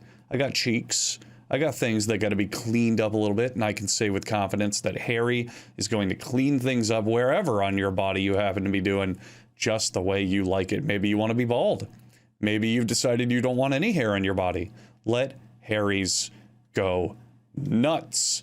Harry's will also have you covered when it comes to shaving creams and other shaving essentials, body washes, hydrating lotions, everything you can know and love in a shaving kit on their website. And you can get a starter set, which is a $13 value, for just $3. But you can only do that, and you can only try it at a no-risk trial period by going to harrys.com/official. Save the hassle, set up your delivery, get the best quality shave with Harry's. Get a $13 starter set for $3 at harrys.com/official, harrys.com/official, for a $3 starter set. And lastly, we've talked with Kaya about how much he loves Mint Mobile. We've had a lengthy philosophical debate with Jackson over why he wants to shave his face with Harry's, but now I have to do my godly duty and throw it to Charlie so he can talk about Adam and Eve. Oh, yes. Adam and Eve is the #1 place really to find any amount of sex toys you've ever needed, and pretty much all varieties of sex toys. Also, delivery is super fast, by the way. I don't know if I've ever mentioned that during one of these ad reads, but once you order it, it like arrives on your doorstep in a shockingly fast time period. So not only can you find all the items of your dreams, but it'll get there in a very timely fashion, so that way you'll still be like in the mood for it. Are they using like predictive technology to like send the stuff out before you even buy it? Yeah, maybe. I don't know, but it is like shockingly fast how quickly the stuff arrives. So if you're currently horny, You should maybe head to adamandeve.com because you might get it in time. You never know. Using code DEFENSE, you can get 50% off of any one item and free shipping on your entire order in the US and Canada. There's a 100% satisfaction guarantee, and I think a porn shop offering 100% satisfaction guarantees just says a lot. That's a really weighty sentence when it comes to Adam and Eve. Just think about all the meanings there. Certain exclusions will apply, but beyond that, discount code DEFENSE for 50% off of any one item. With certain exclusions, free shipping on the entire order. That's the important part. In the US and Canada. adamandeve.com, discount code DEFENSE. Thank you, Adam and Eve. And the rest of the sponsors for this week's episode. Thank you, Mint. Have you guys been keeping up? Have you guys seen, I doubt you've been keeping up with it, but there's been a bit of drama in the Destiny community at the moment, of which I am a fan of. People who know me know that I love the Destiny franchise. Basically, what has happened, that like Bungie hosts like a summit every like 6 months or so to show upcoming content to like trusted individuals, usually like streamers within the community. And in the last 6 months, certain things have been leaking out, and it was revealed the other day via Bungie that the person leaking it is like one of the most prominent Destiny streamers, like a really prominent person in the community. And the way they found out is the goofiest shit ever. The pictures that he was leaking included his fucking taskbar in the pictures, and they analyzed it, his taskbar in the pictures with the taskbar that appears on stream, and it was a 1-to-1 match, so they knew it was him. But it extends further because he basically came out and said, saying, no, I was framed, don't believe Bungie. And basically it's been a lot of people taking sides, and it's just been so fucking funny to watch. Bungie has come out yesterday, I think it was yesterday, and basically Uno reverse carded it again and have said that, no, we have years of irrefutable evidence that this man has been leaking stuff from these summits for like 3 years now. He's been banned, and he's lucky that we're not taking legal action, basically. Who was it? Which streamer? It's a streamer by the name of EK. I think it's like EQgan. I don't know how to pronounce it, but I know he goes by EK. You can find out by just like Googling Bungie leaker, basically. But it's some of the goofiest shit I've ever seen in a Destiny, like a gaming community leaking scenario, because like you never really see prominent people within the community with nothing to everything to lose risk it like that. So people were giving him the benefit of the doubt immediately, saying that he's a super nice guy, which he probably is, and there's no reason for him to have ever leaked this stuff because he would be jeopardizing his entire career. But Bungie seems to think otherwise, so it's been something that's very funny to watch. Whose side are you like on? Easy. I'm like the Joker in this scenario. I'm just here to watch it all burn down. It's so good. I don't care if Bungie's right or EK is right. It's either way, it makes me laugh. You know what I mean? That sounds like too obvious of a mistake to make. So you just took photos of a screenshot of his desktop while obviously all of his icons are on there, identifiable. Yeah. That seems That's stupid.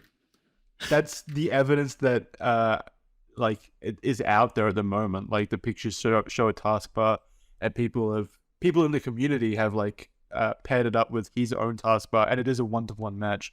But he's claiming that he's been framed, like someone is maliciously framing him by doctoring these footages with his taskbar. So, based on the footage, because I haven't seen the leaks in question, but do you think someone could reasonably recreate his taskbar and film leaked footage on the computer? Oh, 100%. So because of why COVID or couldn't whatever, you? because of how Bungie does their summits or whatever, it's all digital. So basically, these streamers were just watching a presentation through the computer. So he could have easily taken a picture and then like photoshopped it in. Like there's no reason why that couldn't happen. Whoever would be framing him in this situation. It's not But that's exactly not to say that I difficult to put believe it. icons on your taskbar. Yeah. Yeah. You could frame plus anyone it's a that streamer. way. it's a streamer, so you could go watch their stream and then like, correctly remake their taskbar pretty easily. So That it's would be not actually funny if it was framed. it is not. Yeah, it would be pretty funny. It would not be impossible for him to be framed, but Bungie has again like come out yesterday after he had said that he was framed, basically saying no. We have reviewed all of the evidence, years of evidence, and we've determined, our legal and security teams have determined that you are without a doubt the person who has been leaking this content for years now, which is just insane. This isn't a one-off thing. He's been leaking it for years. Why?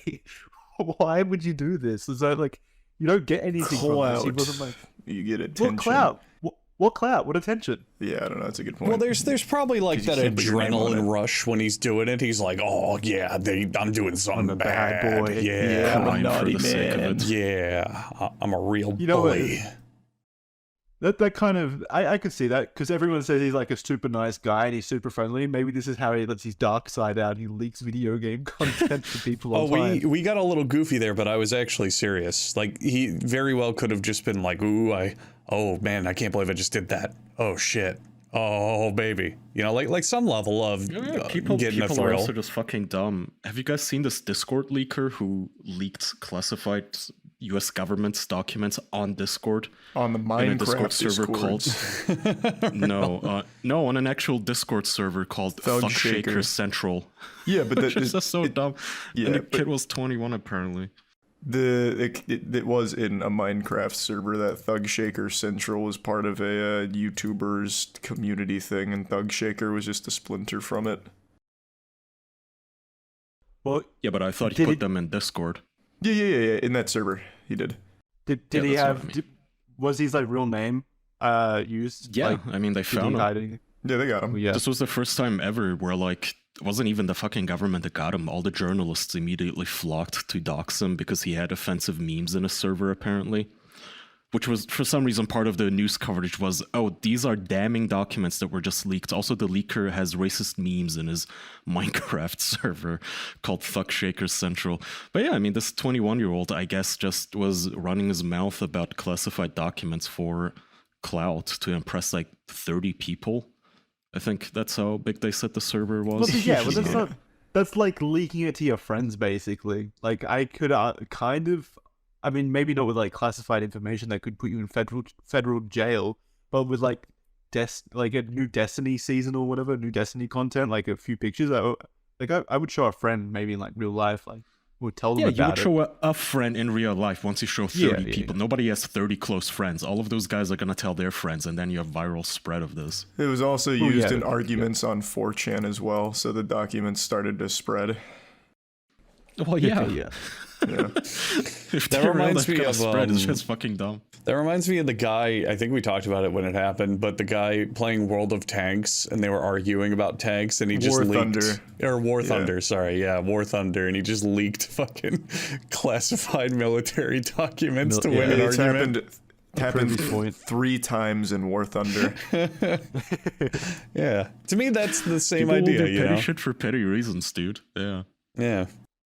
Yeah, like I said, it's not unbelievable that this EK guy would do it, but I don't see the reasons for it personally, which makes me think it's framed. But then again, Bungie has said like it's not just the taskbar. We've fully confirmed it. It could be Bungie lying, like they're not coming out and like showing the evidence or anything. They don't need to. So they could be lying to save their own ass after like throwing him under the bus. Maybe that's a potential thing. Like Bungie isn't known for being like the best developer at the moment, especially with shit like that. So who knows? I would just be guess we'll shocked see. if somebody was framing him, because they'd also have to be at the summit as well. Yeah. It's like a pretty walled off guard, and someone would have to have it out for him specifically. Are there Wait, would other... they have just- to be? Because can't they just take the leaks that are already out and then just Photoshop them onto his desktop? Oh yeah, true. I guess. I mean, No, if, that was a good if you're point. leaking a PowerPoint slide, I can just take the slide and put it like on Charlie's desktop after I recreate his taskbar and take a photo with my phone. Yeah, but it wouldn't be the original then if you did that, right? You'd still have the original somewhere out there. You'd have to have access to it. Yeah, I guess. I don't know. Were there other prominent? Would've- I'm guessing there were other prominent streamers invited to this, right? Yeah, probably. I would imagine close to like 75 different people involved. Could they, one of them, be behind it, and it's like an elaborate way to remove their competition? You think? I mean, like, yes, I guess. All it right, would mystery possibly be solved. that. That's it. That's what There's happened. so much competition in the Destiny Summit scene. Yeah, maybe. I don't think they would have done that just to wipe out competition. I don't see that as being super reasonable. But maybe it's like someone hacked this EK guy and got footage from his computer or something. Maybe. I'm surprised they didn't go that route and say he was hacked actually, instead of framed. Yeah, the classic go-to of every internet criminal that gets caught is, I was hacked. There's So chat let logs me- between me and the 14-year-old, I was hacked. So was the leak like of perfect quality? Was it like a screen capture, like just a print screen of the summit? No, it was photos taken with a cell phone, which is why the guy, then you're one of his fucked. excuses was, I would never do this. I would just use print screen, not my phone. Yeah, screen cap. No, you're fucked. He went the other way. If he just took print screens of it and those leaked, then there's reasonable doubt. Or he could be like, oh, I don't, it accidentally copied it and then, saved it. I was working on something. I had Photoshop open, whatever. There's like a chain of events where you could go, okay, I guess. But if it's a photo taken with your phone of the screen, then no, you're fucked. There's no way that's gonna happen on accident. Well, it's not his claim that it was an accident. It is literally like somebody is framing him maliciously. So someone stole his phone and took a photo of his screen and then uploaded it from his phone to wherever it went up. Yeah, it's What not the if- most unreasonable thing ever. You ever seen the movie Get Smart with Steve Carell? Oh, you're Anything's totally possible. right. True, Totally true. right. Totally right. I Sorry. like how it all comes back to get smart. I believe him now. You're right. maybe, Have you, maybe someone within Bungie is framing him. That would be kind of. Jackson, That'd have you be a looked at massive his fucking image. have you looked at his Twitter lately on this incident? Yeah, I have. Yeah, not so- lately, but like yesterday. So he is leaving statements about it, and he is hiding replies, which is never a Always a good good sign. never a good sign. But one of his defenses now is, if I did this, then why aren't they suing me? Checkmate, Bungie. Yeah, got Just 'em. start suing him, I guess. I would be It's pretty down for them. bold. Yeah, I would be down for them to sue him just so I can see what evidence they have. Like, if he's been doing all this and saying like, yeah, do it, Bungie, sue me, pussies, or like really sticking to his innocence, his claim of innocence, and then it is actually shown, like with irrefutable evidence that he's been leaking stuff for years, that would be probably the funniest situation. Yeah, makes it worse. He gets even bigger charges against him. Yeah. I do like his most recent tweet, which is just hashtag free EK. With Started comments visiting. hidden, right? Yeah. Of course. Always. My Yeah, God, to be always this fair- guy acting like a fucking martyr. All I know is the Well, he company got made a banned huge from the game. mistake, and I will clear my name. I am working on it, don't worry. I see the real ones on the tags. My head is held high. I had a nature day today, and man, getting off the internet felt great. That's yeah. good, but Because you got away from all the people saying you did something bad. Like, of course it felt good. you got off the fucking computer. This isn't like no one's accusing you Well, of no, war no. crimes. Well, yeah, but all right. Let's just operate on the basis. However, That this is important to him. no, however unlikely this is that he is innocent. Let's operate on that basis that he's innocent and he's being wrongfully like terminated from a game he spent 20,000 hours streaming, according to this picture. And he's built up a community and a career doing this. Jesus. Like that would be pretty. I would be pretty livid. I don't know about you guys. I don't think I'd be happy, to say the least. Yeah, but now he if- can actually do something else for 20,000 hours that isn't just fucking playing Destiny, so it's kind of I mean, that was his Yeah. bittersweet. career though. Diversify. Oh yeah, but still, like, that's pretty fucked up, Bungie, if he's actually telling the truth. And We should Bungie get him on has the show done. to hear his side. Oh yeah, that would actually be interesting. We should.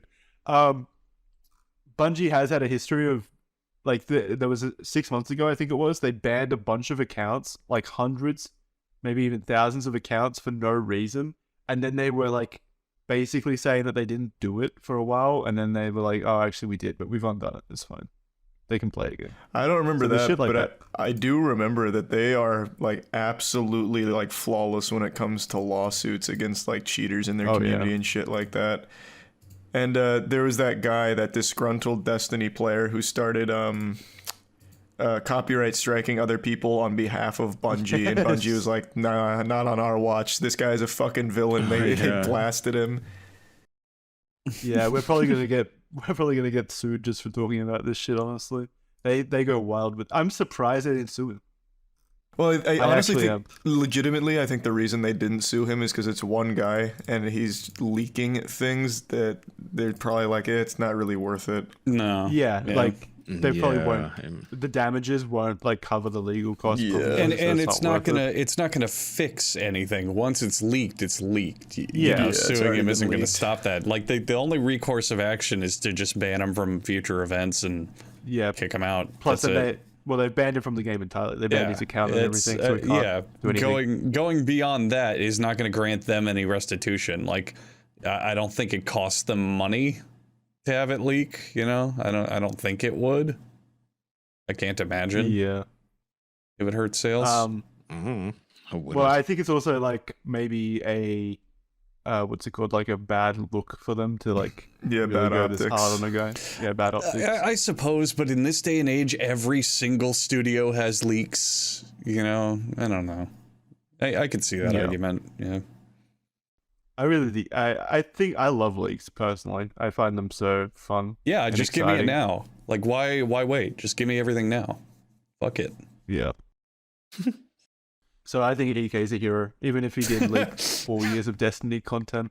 I mean, what's really beautiful, I guess beautiful's the wrong word, sad, is that he's leaking fucking seasonal content, which is the worst, most boring content Destiny Yeah. has. It's actually just the worst shit. He put his career on the line for actual nothing burgers. Yeah. Well, Yeah, maybe that's that's pretty what sad. Destiny figured too. It's like, this isn't worth suing over. It's garbage. Yeah, it's just very Just like ban him. the only thing of note that I saw he leaked was like dungeon information, so like dungeon shit, which is It like was literally just slides of slides of the presentation, which were just like announcing new reprised guns and stuff like that. Really, not massive stuff. yeah. I mean, kind of big for like Destiny fans since they latch onto any information, but yeah, nothing like substantial. But anyway, I brought that this week because I found that just particularly entertaining. I love shit like that so much. That's hype. I'll bring something then. Did you guys see? I don't remember if we talked about it on the show, but there was that police officer that was fucking like 9 officers at the Yes. headquarters and Yeah, shit. Did you guys see that there's now been a 911 dispatcher who was sexting 7 other officers and had an affair with 2 of them, cheating on her husband? Ooh. How do they find the time? Are they meant to be like upholding the law? Yeah, which is fucking wacky. But her husband's the one that ended up blowing it wide open, and then the other spouses came forward. The text message is leaked, and it is the worst fucking sexting of all time. It is actually unreal. It is Twilight level of goofiness. It's Give so us some bad. lines. Yeah. So it's when they're sexting, they're always talking about kissing.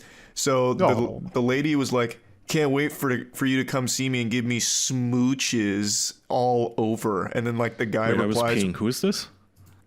a 911 dispatcher was cheating on her husband and sexting Oh. like 7 other dudes. And Okay. so Sorry, go on. so the sex messages leaked.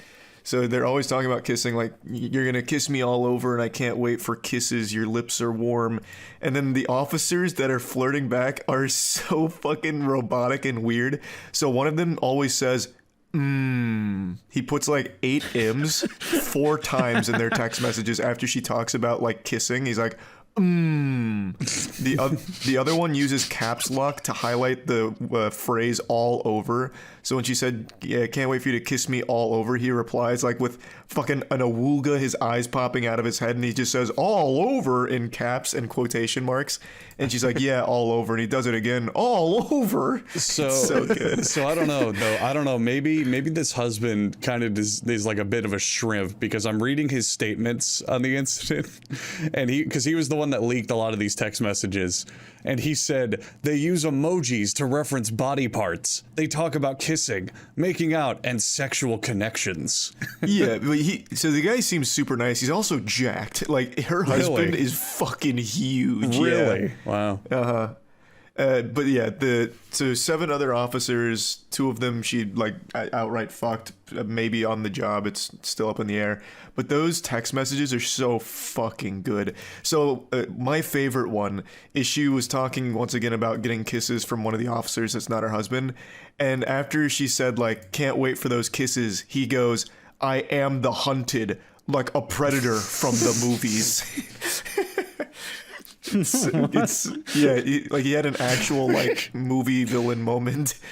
He just said, I am the hunted, like a predator from the movies. Some I don't know. Some of these fucking guys she's talking to sound like they want to be anime characters. She sends one guy, I feel so hot and sexy when I'm with... he said that to her. He said that to her. Oh, she's the other one. Okay, so she sounds like the anime character because someone sent her, I feel so hot and sexy when I'm with you. And it's when I'm inside you. In you, yeah, right. And it's loaded with typos, by the way. That's why it's hard to read. And her response is, I can feel it. All of it. And I love it. It's so Where are you seeing these messages? Put a link in the chat. This sounds awesome. What is it with women in law enforcement just cheating with like 7 men at the same time? I don't know, brother, but that shit is getting She like was fratty. She should just say she was groomed. God, I did Holy just... shit, sounds like she was just flirting with anyone that called 911. Like, what's your emergency and how big is your dick? Maybe, God, maybe Charlie, there's like Go ahead, Jackson. I was gonna say, no, you go ahead. I've seen photos of the husband now. I want to apologize for calling him a shrimp earlier because, oh my God. No, he's jacked. He's a He's monster. huge, Holy he's dick. fucking huge. Wow. Did you get to the I am the hunted one yet, Andrew? I'm scrolling through a bunch of them right now looking for good ones. I haven't seen that one yet. Yeah, it's one of the later ones, but the guy just goes, I am the hunted. It was so fucking hype. I was about pumping my fist for him at that point. I was like, damn, this guy fucking earned that pussy. Don't you think, like, if they type anything other than, like, robotic mms and mms or whatever, then it just looks super cringy? Like, I think sexting in general is just cringy once you're over the age of, like, 19. The sexting is always going to be embarrassing when you, like, read it from other people and all that, for sure. But, like, even still... Sexting isn't cringy, it's just cringy to other people. Yeah, that's what I mean. This is just straight up fucking embarrassing. Like, they actually all look like they're brain dead. Damn, okay. Holy Most older people are, though. Like, that's how they text and stuff. God, Not that I've ever sexted any older people, so I don't know how they sex, but like I feel like that's just how I guess older people. It's like I don't know how old they are. they're They're just really so into smooches. Yeah, they're just so confused. Like they're just talking about kissing and sending emojis Well, they're feeling of a bunch lips. of emotions at that time, Charlie. They're jerking off. They're about to have a sexual release. Kiss and they're me. Trying to type. Kiss on me, their kiss me. Nokia bricks. It's like a difficult situation. Smooch me. Give me smooch. I want smooch. I am hunted for smooch. Do you think the reason that there's so many of these situations is because there's like I don't know, like a performance review for how many police officers you bang, fellow men in blue? Oh, that you maybe. lay? Yeah, maybe. Well, actually, no, they all got fired, didn't they? No, only 2 of them, or 3 of them are facing termination. No, I read that 5 of them got let go and 3 got suspended. Oh, that's new then. Because when I was How did reading they it, it was After all just the 3. backlash. How did they determine who got fired and who only got suspended? Whose text messages Was it were the determined on- worst? Yeah, it was Yeah, determined a on the little amount of contest. smooches. Yeah.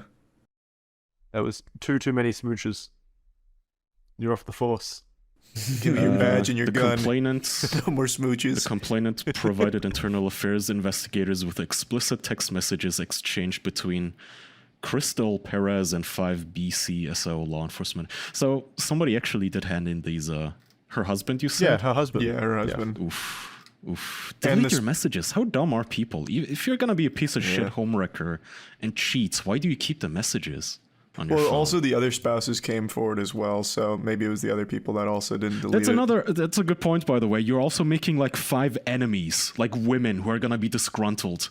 Hell hath no wrath, as they say, but for some reason this woman just thought she could troll through life like this.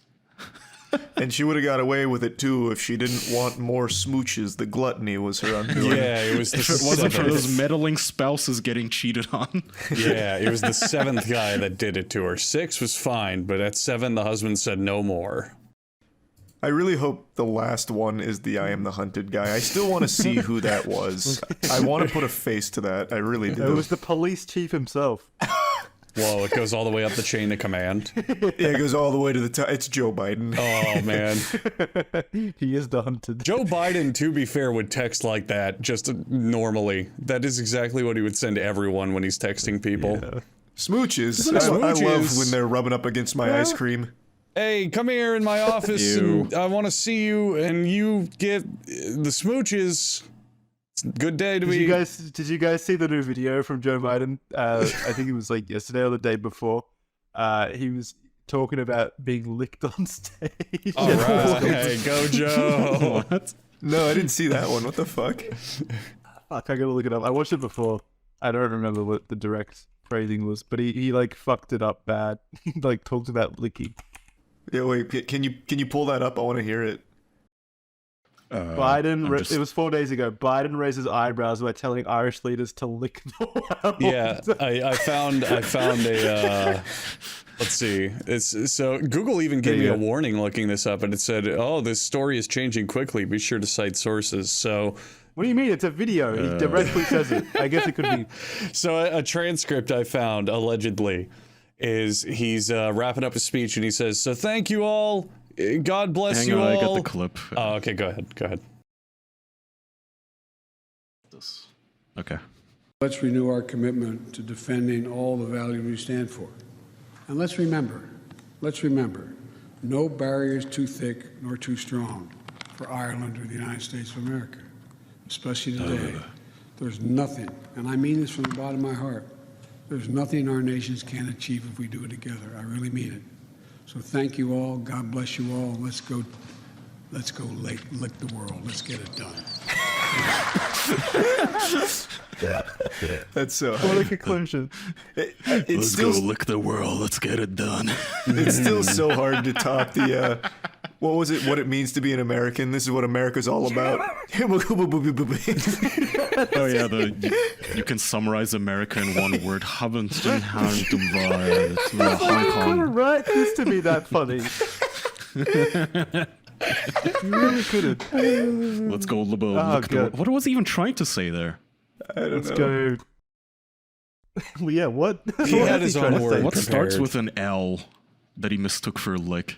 Love the world, maybe. I think he got tripped up because he was saying "Let's go at it, let's get it." So he just said "lick the world" as like a I don't know, spur of There's the actually moment. nothing there that would work. Let's go. America can be summarized in a single word. That's still probably the best goddamn speech an American has ever goddamn given on this soil. I tell you what, It's so good. it is so good. We need like a weekly segment just bringing up a new Biden moment. It's so good. Oh my god, that's amazing. Lick the world. Was Lick it a the world, Freudian baby. slip? Who knows? That's our logo I still now. can't. Slogan. I can't. Maybe it's like a saying in the Biden family. Who knows? I got me You guys got hype. anything else? Let me look in the topics. I'm sure I can find nothing else something. that I can think of off the top of my head that was a wacky story or anything. Hmm. Zoomers don't know what the fuck's going on. Samsung's dropping Google. That is kind Germany of big still. news. The Samsung dropping Google is pretty big news. Moving to Bing think so far it's of all rumored, things. Yeah, Samsung phones are reportedly considering dropping Google as the default search engine on their phones in favor of Microsoft Bing, which is not a sentence I ever would have thought I would That is- say. Absolutely insane. If Bing makes a comeback and is actually the premier web browser for the future, that's incredible. And it is to their credit, primed to be, because they didn't fucking botch their AI launch, since they're just basically using open AI anyway. But this just shows how bad Google's AI is. Well, they didn't botch it, but it was Bing that like was going around threatening reporters, remember? Tying them to 1990s crime scenes and shit. And threatening them not to release information. That's just fun. Yeah, it's not dangerous. Yeah. That's just a browser with some character, really. A little quirky. I guess on that front, Elon Musk was a signatory to that one petition to stop all AI research for 6 months. That was going around with like a couple of thousand signatories, I think, where they said, hey, all of these companies, they need to stop immediately researching and working on AI until we can figure out what's going on. Apparently in that time, while he was signing that, Elon Musk also founded his own AI company because he's a piece of shit called XAI or AIX, one of the two. So he's entering that space. Doesn't he own, or at least partially own OpenAI? Wasn't he like an he was an initial investor, I think. I don't think he owns it though. Yeah, it's nuts. There's a new automated swatting system. Wait, I know. Are you guys getting excited for the new Zelda game? I am. Yeah, it's probably my most anticipated game of the year. Yeah. It is actually your most anticipated game of the year. I guess it is mine as well. There's not much else coming out this year, is that? Starfield, I guess. Jedi Survivor. I figured you'd be really excited about that. Yeah, Jedi Survivor. Yeah, I've been talking about it with people like on stream and stuff. I'm only excited about it because like Fallen Order was a good game. I don't give a fuck about the Star Wars aspect of it at all. Like I'm not excited for that. So as long as it's a good game, it'll be fine. But like in that level, I'm more hyped for Zelda, the new Zelda game. Yeah, no, that makes sense. It's really a shame what's happened to Star Wars, Jackson. No, what can you do? Isn't that something you could have said every single year for the last decade? And we say it every single time something Star Wars comes out, really. We've paid our respects. I mean, but yeah, I'm excited for the new one, the Zelda. I'm impressed with Nintendo's ability to keep selling just a dusty console. That's at this. How old is the Switch now? It's like 8 years old. Yeah. We need new hardware, please. The fact there's no Switch 2 is with the Steam Deck out, as well as Asus is making their own portable gaming console now. I'm shocked that there's no Switch 2 or Switch Pro or something. I really want to Switch 2. It speaks to how well their games are, though, because you still buy the game and you're still going to play it because the game itself is just so much fun, even if the graphics aren't like Elden Ring. Oh, so it's a mixed bag because their proprietary stuff is totally fine. Mario Kart 8, Zelda, Mario Odyssey, Kirby, Smash, etc., etc., etc., etc. All that works perfectly fine on the Switch. Flawless, like smooth, whatever compensating when in portable mode, doesn't matter. It all works. But other developers, it's not always the case. And I'll give you a great example. There's a game called Sifu, if you guys remember. It's an indie game where you're a kung fu master, and it's very, very, very good. It just came out on Steam, and I played it. It's excellent. But I bought it on the Switch, and it ran like complete shit.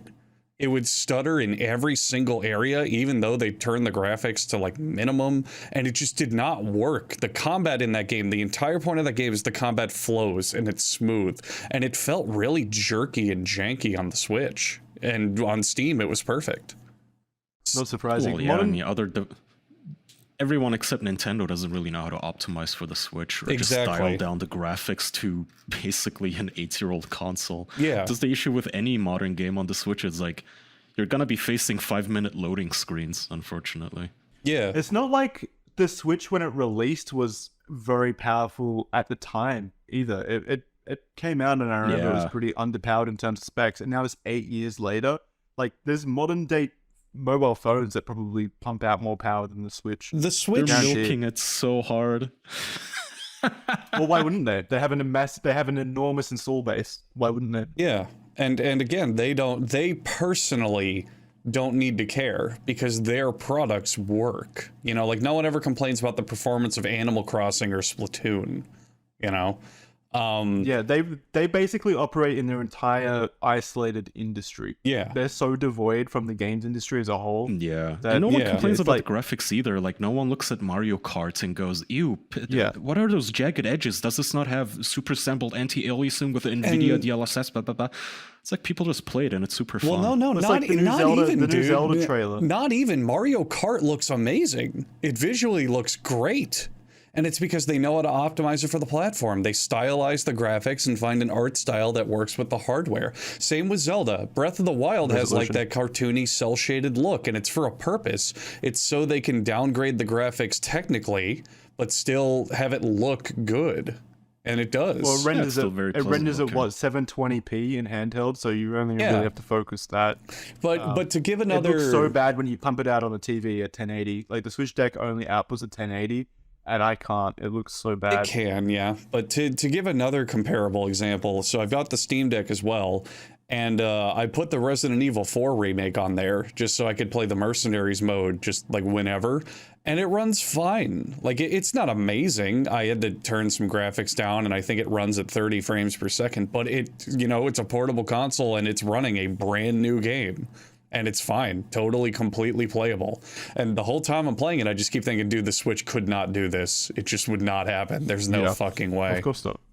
Yeah. Did you guys, speaking of Tears of the Kingdom, did you guys see that since it's using the exact same map from Breath of the Wild, people were already able to triangulate exactly Yeah. where Zelda Yeah. was in the trailer? I did see that, yeah. Yeah. The ending line of the trailer is "Come find me, Link," and then 2 hours they- on Twitter they found her. Triangulated it. Yeah.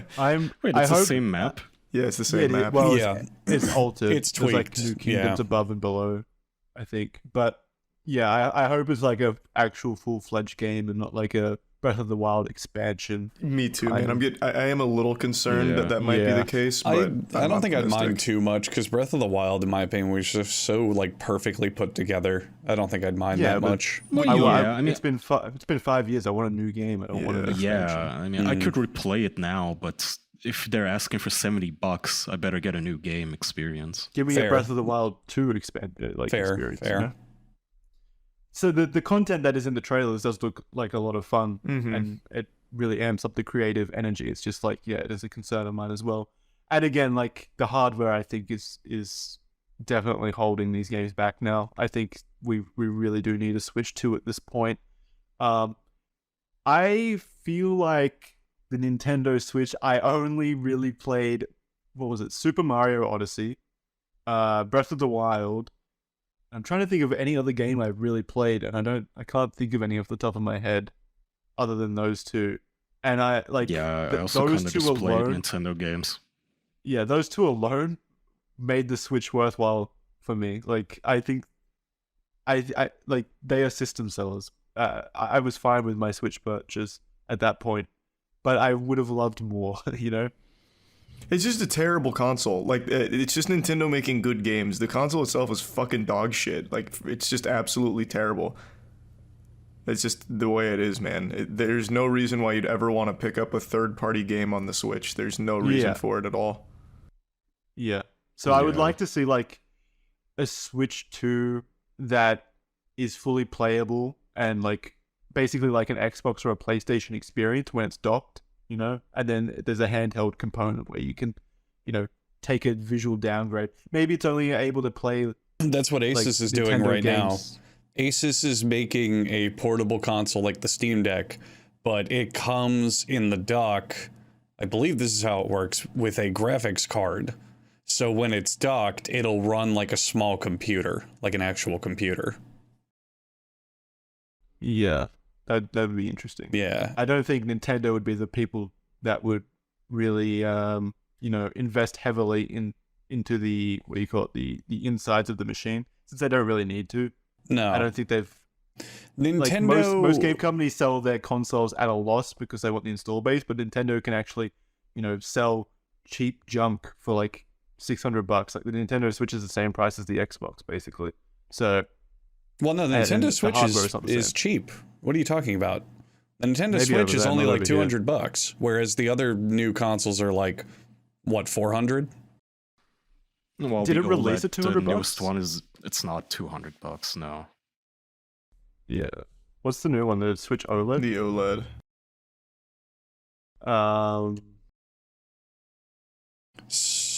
Okay, so 300 and 3. No, Yeah, no. 300. The Switch Lite is 200. Yeah. Well, yeah, the Switch Lite, but if you want the full big boy console version, it's like 350, 350 Yeah, for the MSRP OLED, is 300 for which the is a regular. lot. Yeah. Which is a lot for Yeah, an 8-year-old. for the thing. hardware, definitely. For the hardware quality, you're operating on 8-year-old equipment. Yeah, at this point. When it came out, I think that was fine, but at this point, that's definitely pretty expensive for that. Yeah, so I hope that's my wish list for the next Switch console, whatever it's called, the Swatch. I hope for The Snatch. yeah, because it's How many snatching your more money Pokemon Yeah. games do you guys think they're gonna milk out of the Switch? every year for the rest of Yeah. our No, No, out of the lives. Switch. He said out of the Switch. Oh. Well, for as long as the Nintendo Switch exists, they'll probably keep doing cross-gen releases because the install base is so large on the Switch. Oh, God, and it'll hurt me every single time. Yeah, because they're fucking awful. I dread the next release, honestly, because they kind of have a history of a really good console and then a Wii U. You know what I mean? So I don't want 8 years of a Wii U. You don't Oh, I want the thought you were Switch talking U. about Pokemon, and I was going to corroborate with you because Pokemon fans are just so spineless, man. They're so fucking spineless. They buy the game, they laugh at the glitches, and then they go, okay, now I'm going to have fun with it. Instead of eventually, I don't know, putting some math together and going, wait, maybe I shouldn't keep giving them money every year for a literal dog shit video game. Oh, well. Yeah, oh well, indeed. never Nintendo's get, out of touch. We all knew that. We'll never get a good Pokemon game again. I bet we will. You never know. I hope Maybe so. one day. Maybe you'll get your Hogwarts Legacy, but for Pokemon. That'd be amazing. Ooh, That, yeah, that would be cool. okay, now I promise you that will never happen. Nintendo doesn't put that much Nintendo, effort. it's very simple if you're listening. You know that Breath of the Wild 2 you have coming out?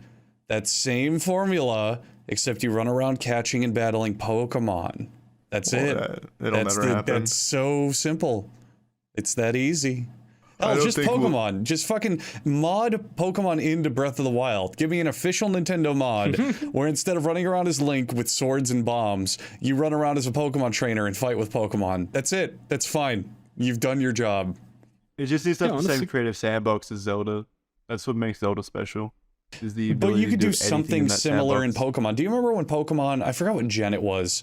I think it was fucking 6 when it started.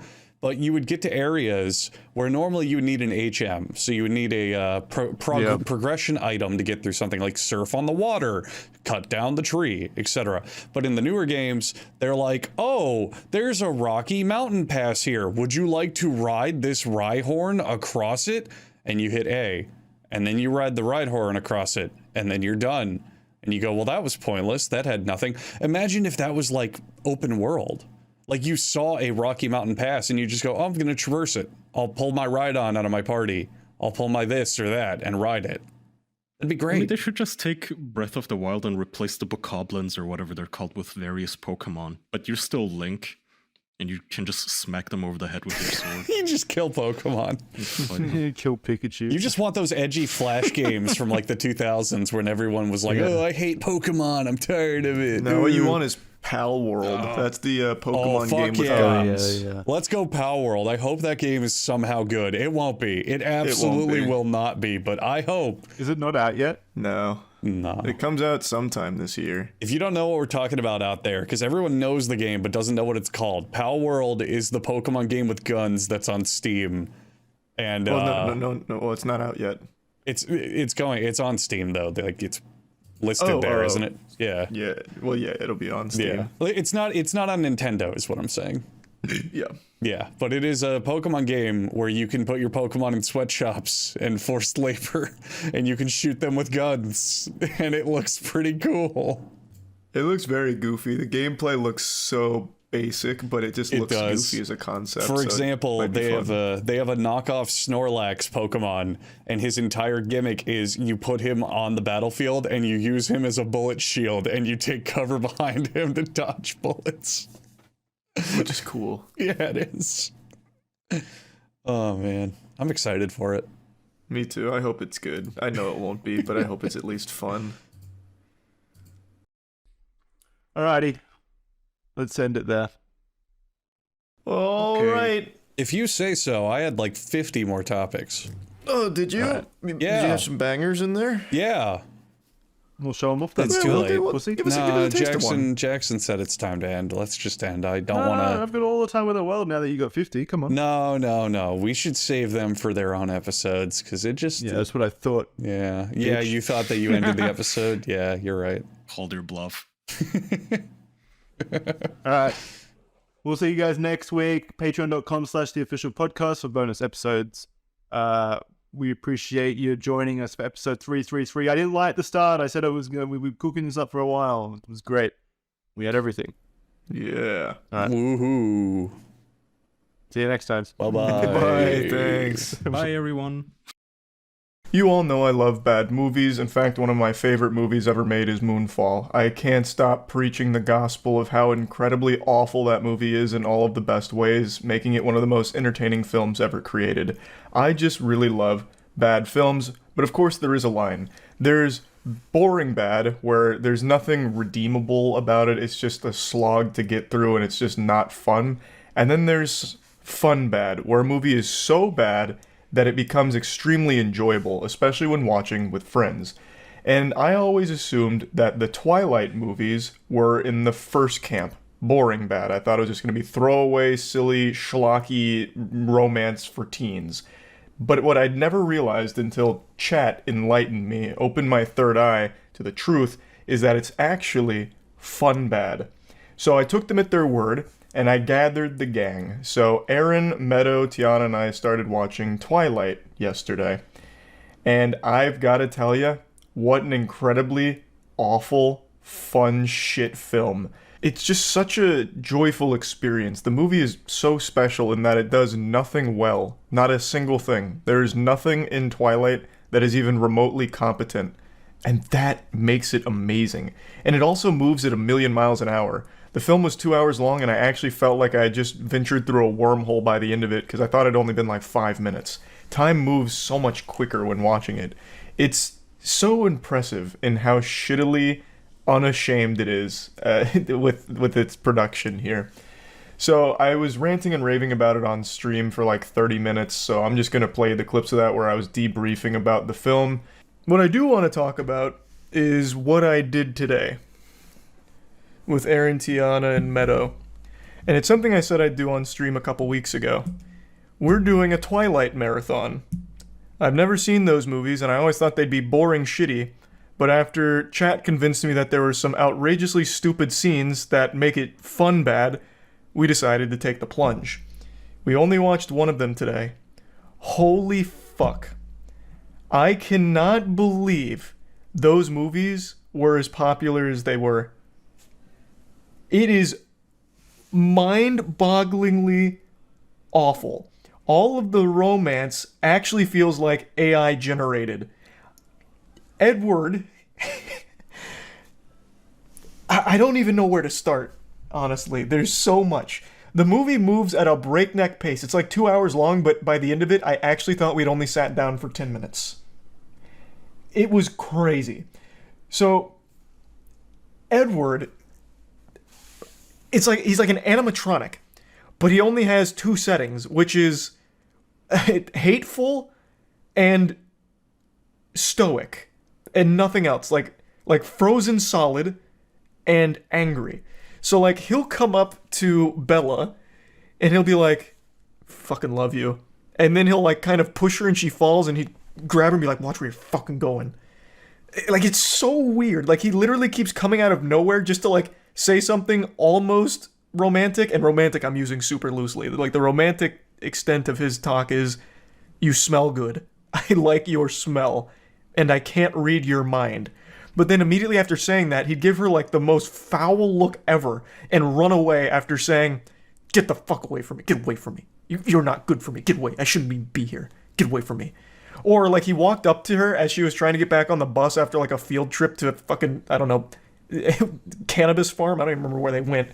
But they were like composting with the class.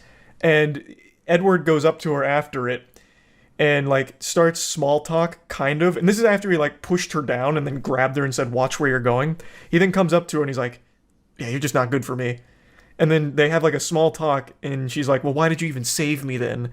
And he's like, "Ugh." And then his sister and brother come up and they ask if she's getting on the bus, and he goes, "No, this bus is full," as he looks at her and like shoos her away. That's like half the whole fucking movie. Like at no point at any level of that film is there any like romantic tension between them. It's so weird. It's so disconcerting. Like it just feels uncomfortable every step of the way. It's like pure disdain for one another. And like I understand everyone critiqued the acting, but it is so true how awful the acting is across the board. I want to pull up a scene, and it's one that I watched on stream, which is what sold me on it. It's the baseball scene. This is in the first movie, and I didn't know that. So he takes her to baseball pretty quickly after what I just told you with the bus thing, where he's like, "This bus is full." And, you know, shoo, bitch, get the fuck out of here. Fucking whore, harpy, run. Get away from me. And then he like ends up inviting her to a baseball game with his family of vampires. And this shit is so stupid. I know you cheat. And the whole movie is so ugly because they have this awful like blue filter on everything. So then they're out here playing baseball. It's so uncomfortable. It's so weird. And we watched the extended director's cut, which was only like an additional 6 minutes of staring at each other. So when these people come up, the only time we've seen them is they kill some guy on a boat, implied kill, and then he makes out with her and this guy smiles and watches for like 15 seconds. I shit you not. That was one of the extended director's cut scenes that they threw in there. Him watching these two make out. And it goes on for an uncomfortable duration. So he's apparently chief cuck of this vampire team, and then they come out here to play baseball, but then everything goes awry because he smells Bella, and he likes her smell. So now he's hunting Bella, and that's the enemy. It's so unbelievably dumb. Like, I couldn't believe what I was watching. I couldn't believe it. These movies were wildly popular. And yet, it is terrible. It's not good as romance. It's not good as anything. Nothing works. In all the right ways. It was fun bad. It was actually fun bad. Are you Team Edward or Team Jacob? So we only started the second Twilight, New Moon. We're 40 minutes in, but Aaron fell asleep after 20 minutes, so we decided we'll just postpone it till tomorrow and pick it up again. We'll have to rewind it to catch him up. But right now, Jacob is the only one that can actually even talk to Bella without just relentlessly insulting and belittling her. Every time Edward talks to her, it's just mainly insults and being weird and edgy. One of the things he says, I shit you not, while they're in class and they're watching Romeo and Juliet, he says, "Man, you know, I really envy them." And Bella goes, "Why, you know, Juliet's perfect and their love and all that." And he's like, "No, because they can kill themselves." "No, I envy their suicide." It's so stupid. And that's like half of his lines. So yeah, we finished the first one. The second one's already off to a crazy start. In the second one, the big conflict that happens right away is a scene that we also saw.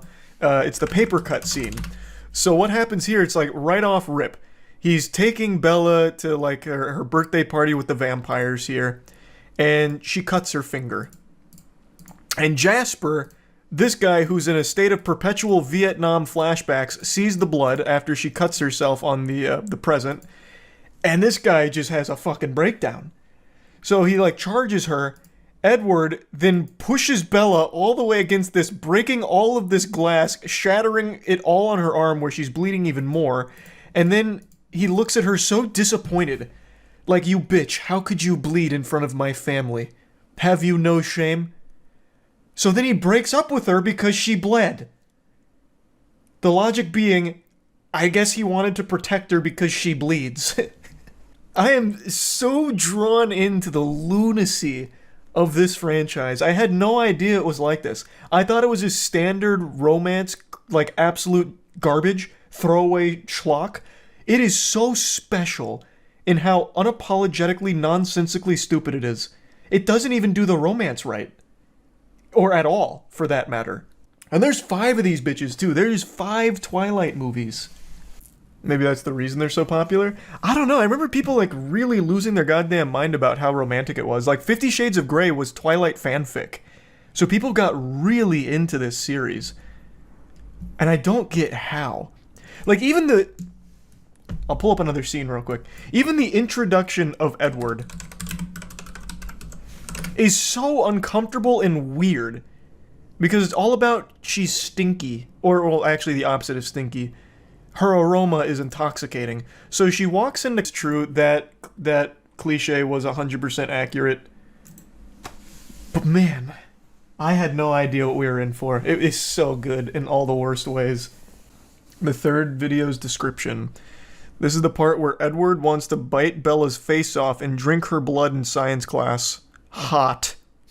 Like I said, we're only one movie deep. Aaron fell asleep mid-second movie, so we're gonna have to pick it up tomorrow. I thought it was blasphemous that he fell asleep. I don't even know how he could, because it was literally non-stop nonsense. It might have just overwhelmed his brain and shut it off.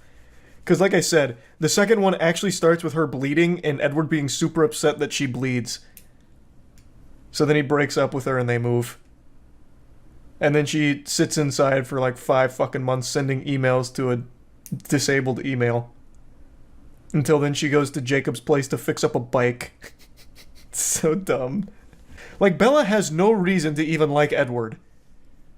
She immediately falls in love with him and becomes completely fucking obsessed to the point where once they break up, she has night terrors every single night for 5 months. Because they're broken up. But there was nothing Edward ever did that was anything resembling love. Oh, that's another thing. The sparkles. So... I had always heard the meme of like sparkle, glitter vampires, Twilight shit, garbage, not real vampires, not glitter vampires. I thought it was just an expression for them being like super silly and not intimidating, just really lame. They actually fucking sparkle. There's a scene in this movie where he's like, you're gonna have to see what I look like in the sun. I want you to see the real me. And I expected him to go in the sun and fucking melt and look like the goddamn thing from Total Recall that pops out of that dude's chest. Like, I thought he was going to be this repulsive ooze of a person. Like Deadpool without the suit on. He goes into the sun, he turns around and he's the same goddamn guy, but he has sparkles on his chest. I had no clue. It was a crazy plot twist. He's like, we can't go outside in the day or else people would see we're different. Because they're sparkling. So he's like, get on my back, and he gives her a turbo speed piggyback ride, and he's like, it's time you sin. Which at first I honestly thought he was just fuzzy. So I thought the thing was he had a bunch of peach fuzz and it was embarrassing. He couldn't grow real chest hair. But that's not it. He's sparkling.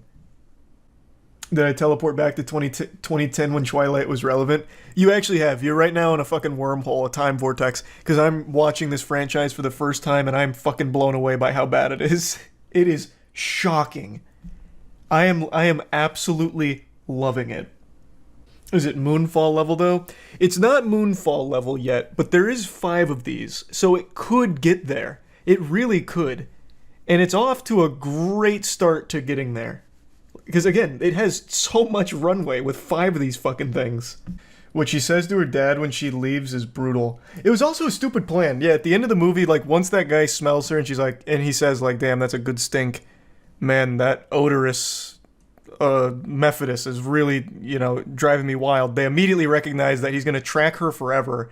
So Edward's plan was, the baseball guy, where is he? His name's like James or something. Yeah, James.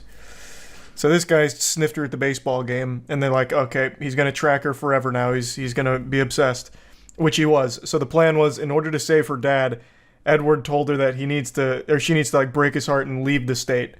So she just drops like the hardest, like meanest shit to her dad, who's done nothing wrong. He's just been like this real sad, lonely dad. And she breaks his fucking heart. And Aaron made a good point. She could have just told him she was going on a field trip. Like, she didn't need to go that hard. She could have literally just said that she was going on a field trip. It was entirely unnecessary. I don't make love, I fuck hard. That I still think is I made a whole video dedicated to that line. I still think that's one of the best lines in cinema history. That's from 50 Shades of Grey, 50 Shades 3, I don't remember what it's called. 50 Shades super gray. The third one. Or no, the first one. It's the first one. Yeah, this is the first one, not the third one.